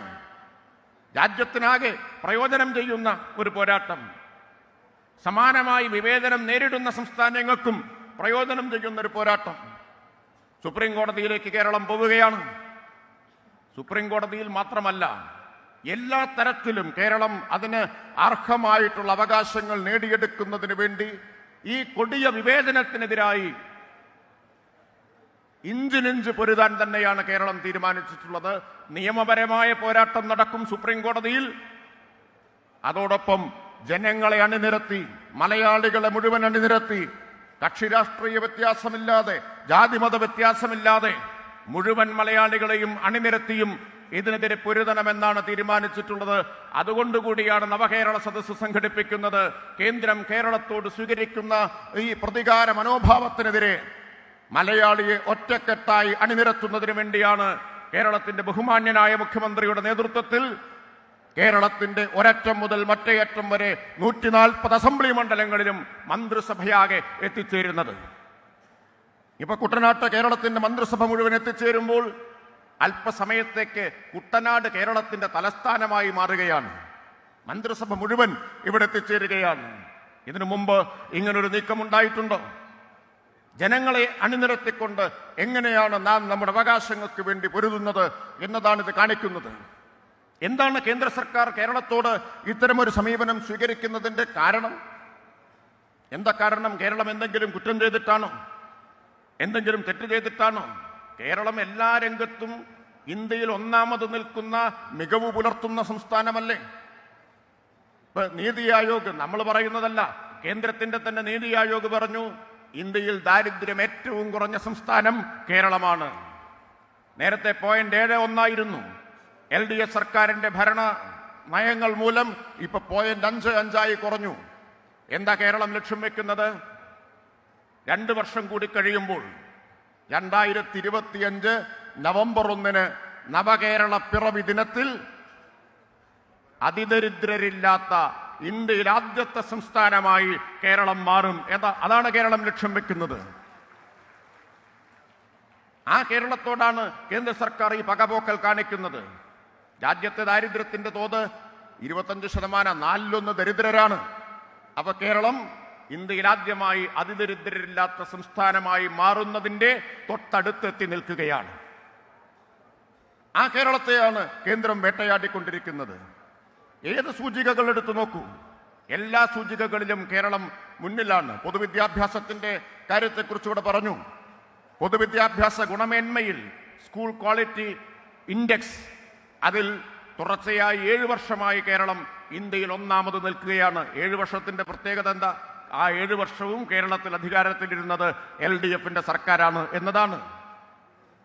ഒന്നാമത് നിൽക്കുന്നത് കേരളമാണ്. മുഴുവൻ കുട്ടികളിലും സ്കൂളിലെത്തുന്ന ഏക സംസ്ഥാനം കേരളമാണ്. എല്ലാ ക്ലാസ് മുറികളും സ്മാർട്ടായിട്ടുള്ള ഇന്ത്യയിലെ ഏക സംസ്ഥാനം കേരളമാണ്. 45,000-ത്തിലധികം ക്ലാസ് മുറികൾ കേരളത്തിൽ സ്മാർട്ടായി മാറി. നിങ്ങളുടെ എല്ലാ മക്കളോ പേരക്കുട്ടികളോ പഠിക്കുന്ന സ്കൂള് ക്ലാസ് മുറി നിങ്ങൾ പഠിച്ച സ്കൂളും ക്ലാസ് മുറിയും പോലെയാണോ? സർക്കാർ സ്കൂളിൽ മാത്രമല്ല മാറ്റം വന്നത്. സർക്കാർ സ്കൂളിൽ മാറ്റം വന്നപ്പോഴോ ആ സർക്കാർ സ്കൂളുകളോട് മത്സരിച്ച് നിൽക്കാൻ സ്വകാര്യ മാനേജ്മെന്റുകൾ നിർബന്ധിതരായി. അവരവരുടെ സ്കൂളിലെ സൗകര്യങ്ങളും വർദ്ധിപ്പിച്ചു. സർക്കാർ സ്കൂളുകളിൽ മാത്രം 45,000 ക്ലാസ് മുറികൾ സ്മാർട്ടായി. കഴിഞ്ഞ ദിവസം ഒരു കണക്ക് വന്നിരുന്നു. എന്താണെന്നറിയോ? ഗുജറാത്തിൽ 5 കൊല്ലം കൊണ്ട് സ്മാർട്ടായ ക്ലാസ് മുറികളുടെ എണ്ണം 213. 213.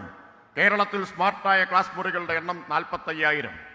ഇന്ത്യയിലെ എല്ലാ ക്ലാസ് മുറികളും സ്മാർട്ടായ സംസ്ഥാനം കേരളം. 96% ക്ലാസ് മുറികൾ കേരളത്തിൽ സ്മാർട്ടാണ്. കേന്ദ്ര ഗവൺമെന്റാണ് പറയുന്നത്. ഏറ്റവും കൂടുതൽ ലാപ്ടോപ്പുകൾ വിദ്യാഭ്യാസ സ്കൂളുകളിലുള്ളത്, ലാപ്ടോപ്പ് ലഭ്യതയുടെ കാര്യത്തിൽ ഇന്ത്യയിൽ ഒന്നാമത് കേരളം. പ്രൊജക്ടർ ലഭ്യതയുടെ കാര്യത്തിൽ ഇന്ത്യയിൽ ഒന്നാമത് കേരളം. ഇനി ആരോഗ്യരംഗത്തേക്ക് എടുത്താലും ആദ്യത്തെ ജില്ലാ ആശുപത്രിയിൽ, ജനറൽ ആശുപത്രിയിൽ ആദ്യമായിട്ട് അവയവ മാറ്റ ശസ്ത്രക്രിയ നടന്നത് ഈ കേരളത്തിലാണ്. ഇന്ത്യയിൽ ആദ്യമായി. ഏറ്റവും കുറഞ്ഞ ശിശുമരണ നിരക്ക്, ഏറ്റവും കുറഞ്ഞ മാതൃമരണ നിരക്ക്, ഏറ്റവും ഉയർന്ന ആയുർദൈർഘ്യം കേരളത്തിലാണ്.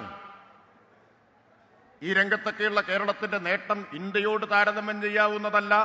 ലോകത്തെ ഏറ്റവും വികസിത രാജ്യങ്ങളുടെ ഒപ്പം നിൽക്കുന്നതാണ്. ഈ നേട്ടമൊക്കെ കൈവരിച്ച കേരളത്തോട് കേന്ദ്ര സർക്കാരിന്റെ പകയുടെ, വിദ്വേഷത്തിന്റെ, ശത്രുതയുടെ കാരണം എന്താണ്? ഒറ്റ കാരണമേ ഉള്ളൂ. ഒറ്റ കാരണമേ ഉള്ളൂ. അത് രാഷ്ട്രീയമായ കാരണമാണ്. കേന്ദ്ര സർക്കാരിനും കേന്ദ്രത്തെ നയിക്കുന്ന രാഷ്ട്രീയത്തിനും കേരളത്തിൽ പഠിച്ച പണി 18 നോക്കിയിട്ടും വേരോട്ടം ഉണ്ടാക്കാൻ കഴിഞ്ഞിട്ടില്ല എന്നതാണ് കാരണം. എല്ലാ പരിശ്രമവും നടത്തിയിട്ടും കേരളത്തെ ഒരു ഗുജറാത്താക്കാൻ, കേരളത്തെ ഒരു UP ആക്കാൻ കഴിയുന്നില്ല എന്നതിൻ്റെ വിരോധമാണ്, അതിൻ്റെ രാഷ്ട്രീയമായ പകയാണ് ഭരണാധികാരം ഉപയോഗിച്ചുകൊണ്ട് കേന്ദ്ര സർക്കാർ ഇപ്പോൾ തീർത്തുകൊണ്ടിരിക്കുന്നത്. അതാണ് ഈ ശ്വാസം മുട്ടിക്കലിൻ്റെ മുഴുവൻ കാരണം. അതുകൊണ്ടാണ് മറ്റ് സംസ്ഥാനങ്ങളോടൊന്നും കാണിക്കാത്ത സമീപനം കേരളത്തോട് കാണിക്കുന്നത്. അതിൻ്റെ കെടുതി അനുഭവിക്കേണ്ടി വരുന്നത് ആരാണ്? ഗവൺമെന്റ് മാത്രമാണോ? അല്ലല്ലോ. അതിൻ്റെ കെടുതി അനുഭവിക്കേണ്ടി വരുന്നത് നമ്മളെല്ലാവരുമല്ലേ. 3.5 കോടി വരുന്ന മലയാളികളെയല്ലേ ശ്വാസം മുട്ടിക്കുന്നത്, അല്ലാതെ ഗവൺമെന്റിനെ മാത്രമാണോ? 3.5 കോടി വരുന്ന മലയാളികളോടാണ് ഈ പക തീർക്കൽ കേന്ദ്ര ഗവൺമെന്റ് നടത്തിക്കൊണ്ടിരിക്കുന്നത്. ഇപ്പൊ മറ്റ് സംസ്ഥാനങ്ങളിലെല്ലാം പല വഴിക്ക് ശ്രമിച്ചു. അതൊന്നും കേരളത്തിൽ ഏശിയില്ല. നിങ്ങളൊന്ന് നോക്കിയിട്ടുണ്ടോ? ED അറസ്റ്റ് ചെയ്യാത്ത ഒരേ ഒരു മന്ത്രിയെ അറസ്റ്റ് ചെയ്യാൻ EDക്ക് കഴിയാത്ത ഏക സംസ്ഥാനം കേരളമാണ്. ബാക്കി എല്ലായിടത്തും അവർ അറസ്റ്റ് ചെയ്തു. തമിഴ്നാട്ടിൽ 2 മന്ത്രിമാരെ അറസ്റ്റ് ചെയ്തു. കർണാടകയിൽ പിന്നെ പറയേണ്ട കാര്യമില്ല. ആന്ധ്രയിൽ, ഡൽഹിയിൽ ഉപമുഖ്യമന്ത്രിയെ തന്നെ അറസ്റ്റ് ചെയ്ത് ജയിലിലിട്ടിരിക്കുകയാണ്. പഞ്ചാബിൽ ഇപ്പൊ അറസ്റ്റ് ചെയ്തു. കേന്ദ്രത്തിന് രാഷ്ട്രീയമായിട്ട് കേന്ദ്രത്തിനൊപ്പമല്ലാത്ത സർക്കാരുകൾ എവിടെയെല്ലാം ഭരിക്കുന്നുണ്ടോ അവിടെയെല്ലാം ഒന്നുകിൽ ED പോലുള്ള അന്വേഷണ ഏജൻസികളെ വിട്ട് ആ ഗവൺമെന്റിനെ ദുർബലപ്പെടുത്തും, വേട്ടയാടും, അല്ലെങ്കിൽ അവിടെ ഗവൺമെന്റുകളെ അട്ടിമറിക്കും. പലയിടത്തും അട്ടിമറിച്ചത് നമുക്കറിയാം. തെരഞ്ഞെടുപ്പിൽ ജനങ്ങൾ വിജയിപ്പിച്ചവരല്ല പിന്നീട് അധികാരത്തിൽ വരുന്നത്. എങ്ങനെയാണ്? അവരെ അട്ടിമറിക്കും. കേരളത്തിൽ ഇത് രണ്ടും വിലപ്പോയിട്ടില്ല. കേരളത്തിൽ MLA-മാരെ വിലക്കെടുത്ത് ഗവൺമെന്റിനെ അട്ടിമറിക്കാനാവില്ല. 7 വർഷമായി സകല അന്വേഷണ ഏജൻസികളും കേരളത്തിൽ കേന്ദ്രീകരിച്ചു. ED, അതുപോലെ CBI, പിന്നെ NIA തുടങ്ങി എല്ലാ അന്വേഷണ ഏജൻസികളും കേരളത്തിൽ കേന്ദ്രീകരിച്ചു. 7 വർഷമായി ഭൂതക്കണ്ണാടി വെച്ച് നോക്കിയിട്ടും അവരെ പഠിച്ച എല്ലാ അടവും പ്രയോഗിച്ചിട്ടും കേരളത്തിലെ ഗവൺമെന്റിന് ഒരു പോറൽ പോലും ഏൽപ്പിക്കാനായില്ല. അതിന് ഏറ്റവും ഒടുവിലത്തെ തെളിവാണ് ഇന്നലെ ഉണ്ടായത്. കിഫ്ബി കേന്ദ്ര സർക്കാരിൻ്റെ ഒരു വലിയ കണ്ണിലെ കരടാണ്. കേന്ദ്ര സർക്കാരിന് കിഫ്ബിയോട് അടങ്ങാത്ത വിരോധമാണ്. എന്താ കാരണം എന്നറിയോ? കിഫ്ബി ഉപയോഗിച്ചുകൊണ്ടാണ് കേരളത്തിലെ സർക്കാർ കണ്ണഞ്ചിപ്പിക്കുന്ന വികസന പ്രവർത്തനങ്ങളെല്ലാം നടത്തുന്നത്. കേരളത്തിൽ ഒരിക്കലും നടക്കില്ല എന്ന് കരുതിയ കാര്യങ്ങളെല്ലാം നടപ്പാക്കാൻ സംസ്ഥാനത്തെ LDF ഗവൺമെന്റ് കണ്ടെത്തിയ മാർഗമാണ് കിഫ്ബി. AC റോഡ് കിഫ്ബിയാണോ എന്ന് എനിക്ക് അറിഞ്ഞുകൂടാ. AC റോഡ് കിഫ്ബിയാണോ എന്ന് അറിഞ്ഞുകൂടാ. പക്ഷേ ദേശീയപാത കേന്ദ്രം ഉപേക്ഷിച്ചതാണ്. കേരളം ആവശ്യപ്പെട്ടു അത് പുനരാരംഭിക്കണമെന്ന്. അന്ന് കേന്ദ്രം പറഞ്ഞു ചെലവിന്റെ 4/1 നിങ്ങൾ വഹിക്കണം. മുഖ്യമന്ത്രി സഖാവ് പിണറായി വിജയൻ പറഞ്ഞു ചെലവിന്റെ 4/1 ഞങ്ങൾ വഹിക്കാം. ഇന്ത്യയിൽ ആദ്യമായാണ് ഒരു സംസ്ഥാന സർക്കാരിനോട് കേന്ദ്രം ദേശീയ ഒരു പങ്ക് വഹിക്കണമെന്നാവശ്യപ്പെട്ടത്. കേന്ദ്രത്തിന്റെ ഉത്തരവാദിത്തമാണ്, കേന്ദ്രത്തിന്റേതാണ് ദേശീയപാത. അവർ പറഞ്ഞു നിങ്ങളുടെ നാട്ടിൽ റോഡ് ഉണ്ടാക്കണമെങ്കിൽ ചെലവിന്റെ 4/1 നിങ്ങൾ വഹിക്കണം. എത്ര 4/1? 5550 കോടി. എവിടെ നിന്നാണ് കൊടുത്തത്? കിഫ്ബിയിൽ നിന്ന്. എവിടെ നിന്നാണ് നമ്മുടെ സ്കൂളുകൾ മുഴുവൻ സ്മാർട്ടാക്കി മാറ്റിയത്? കിഫ്ബിയിൽ നിന്ന്. എവിടെ നിന്നാണ് നമ്മുടെ താലൂക്ക് ആശുപത്രികൾ വരെയുള്ളവ ആധുനികവൽക്കരിച്ചത്? കിഫ്ബിയിൽ നിന്ന്. എവിടെ നിന്നാണ് റോഡ് തീരദേശ ഹൈവേയും മലയോര ഹൈവേയും ഒക്കെ ഉണ്ടാക്കുന്നത്? കിഫ്ബി ഉപയോഗിച്ചുകൊണ്ട്. എങ്ങനെയാണ് ജലപാത ഉണ്ടാക്കുന്നത്? കാസർഗോഡ് മുതൽ തിരുവനന്തപുരം വരെ, ബേക്കൽ മുതൽ കോവളം വരെ ജലപാത ഉണ്ടാക്കുന്നത് കിഫ്ബി ഉപയോഗിച്ചുകൊണ്ട്. അപ്പൊ അവർക്ക് മനസ്സിലായി കിഫ്ബിയെ പൊളിക്കണം. കിഫ്ബി കേരളത്തിലെ LDF സർക്കാരിന്റെ വികസനത്തിന്റെ എഞ്ചിനാണ് കിഫ്ബി. അതുകൊണ്ട് കിഫ്ബി പൊളിക്കണം. അതിനുവേണ്ടി നടത്തിയിട്ടുള്ള ശ്രമങ്ങളെല്ലാം നമ്മൾ കണ്ടിട്ടുള്ളതാണ്. ഓരോ ശ്രമത്തിനും തിരിച്ചടി നേരിട്ടു കോടതിയിൽ നിന്ന്. ഇന്നലെ അവസാനത്തെ തിരിച്ചടിയും നേരിട്ട് സമൻസ് അയക്കാൻ വന്ന ED എല്ലാ സമൻസും പിൻവലിച്ച് ഓടി രക്ഷപ്പെട്ട കാഴ്ചയാണ് നമ്മൾ കാണുന്നത്. അല്ലേ? പിന്തിരിഞ്ഞോടി ED. അപ്പൊ EDക്ക് മനസ്സിലായി മറ്റ് സംസ്ഥാനങ്ങളെ പോലെയല്ല കേരളം, ഇത് വേറെയാണ് എന്ന് EDക്ക് ഇന്നലെ മനസ്സിലായി. മറ്റ് സംസ്ഥാനങ്ങളിൽ ഇറക്കിയ അഭ്യാസം ആയിട്ട് കേരളത്തിൽ വരാനാവില്ല എന്ന് മനസ്സിലായി. കാരണം അത്ര സുതാര്യമായിട്ടാണ് കേരളത്തിലെ സർക്കാർ പ്രവർത്തിക്കുന്നത്. ഹൈക്കോടതി പറഞ്ഞില്ലേ ഇമാതിരി ഏർപ്പാടുമായിട്ട് ഇനി ഇങ്ങോട്ട് വരരുത് എന്ന് ഹൈക്കോടതി പറഞ്ഞില്ലേ? അത് ചെറിയ വാർത്തയാണ് കേട്ടോ, നമ്മുടെ മാധ്യമങ്ങൾക്ക് അത് വാർത്തയല്ല. കിഫ്ബിക്കെതിരായിട്ട് സമൻസ് വന്ന സമയത്ത് 1-ാം പേജിൽ വലിയ വാർത്ത. കിഫ്ബിക്ക് പേരിൽ EDക്ക് തിരിച്ചടി കിട്ടിയപ്പോ ഉള്ളിലെ പേജിൽ വാർത്ത ചെറിയ വാർത്ത. അതാണ് വ്യത്യാസം. അപ്പൊ കിഫ്ബിയെ തകർക്കാൻ നോക്കി. സാമൂഹ്യക്ഷേമ പെൻഷൻ, ആ പെൻഷൻ കൊടുക്കാൻ വേണ്ടിയാണ് കേരളത്തിലെ LDF സർക്കാർ സാമൂഹ്യ സുരക്ഷാ കമ്പനി, പെൻഷൻ കമ്പനി ആരംഭിച്ചത്. മുടക്കമില്ലാതെ പെൻഷൻ കൊടുക്കണം. സർക്കാരിന്റെ വരുമാനം വരുന്നതിന് സമയമെടുക്കും. എന്നാൽ പെൻഷൻ മുടക്കമില്ലാതെ കൊടുക്കണം. അപ്പൊ മുടക്കമില്ലാതെ കൊടുക്കണമെങ്കിൽ വായ്പ എടുത്തു കൊടുക്കണം. വായ്പ എടുക്കാൻ വേണ്ടി പെൻഷൻ കമ്പനി ഉണ്ടാക്കി. അപ്പൊ കേന്ദ്ര സർക്കാരിന് മനസ്സിലായി കേരളത്തിലെ സർക്കാരിന് ജനപിന്തുണ കൂട്ടുന്ന രണ്ടാമത്തെ കാര്യം കിഫ്ബി. രണ്ടാമത്തെ കാര്യമാണ് 1600 രൂപ മുടങ്ങാതെ എല്ലാ മാസവും 64 ലക്ഷം രൂപയുടെ കയ്യിൽ എത്തിക്കുന്നു. അത് ആ സർക്കാരിന് ജനപിന്തുണ കൂട്ടുന്ന ഒരു കാര്യമാണ്. അതുകൊണ്ട് എങ്ങനെയും അത് പൊളിക്കണം. അതിനു വേണ്ടിയിട്ടാണ് ആ സാമൂഹ്യ സുരക്ഷാ കമ്പനി എടുക്കുന്ന വായ്പയെ സംസ്ഥാനത്തിന്റെ വായ്പാ പരിധിയിൽ ഉൾപ്പെടുത്തി വെട്ടിക്കുറച്ചു. ഇനി നിങ്ങൾ വായ്പ എടുക്കാൻ പറ്റില്ല. അത് വന്നപ്പോൾ പെൻഷൻ കാലതാമസം നേരിടുന്ന സ്ഥിതിയുണ്ടായി. 2 മാസം 3 മാസമൊക്കെ വൈകുന്ന സ്ഥിതിയുണ്ടായി. എന്നിട്ടും നിങ്ങൾ ഓർക്കണം, 2-3 മാസത്തെ കാലതാമസമേ ഉണ്ടായുള്ളൂ. ഓണത്തിന് പെൻഷൻ കൊടുത്തു, ഇനിയിപ്പോൾ ക്രിസ്മസ് വരുന്നു, പെൻഷൻ കൊടുക്കും. ഇത്രയധികം ചെറിയ കാലതാമസം മാറ്റി നിർത്തിയാൽ പെൻഷൻ ആയിട്ട് കൊടുക്കുന്നു, 64 ലക്ഷം പേരിലേക്ക് എത്തിക്കുന്നു എന്നത് നിസ്സാരമായിട്ടുള്ള കാര്യമാണോ? ഇതൊന്നും ഇല്ലാത്ത കാലത്ത്, ഒരു കേന്ദ്ര വിവേചനവും നേരിടേണ്ടി വന്നിട്ടില്ലാത്ത കാലത്ത്, ശ്രീ ഉമ്മൻചാണ്ടി മുഖ്യമന്ത്രിയായിരുന്നപ്പോൾ വെറും 600 രൂപ മാത്രമുണ്ടായിരുന്ന പെൻഷൻ ബാക്കി വെച്ചത് 18 മാസത്തെ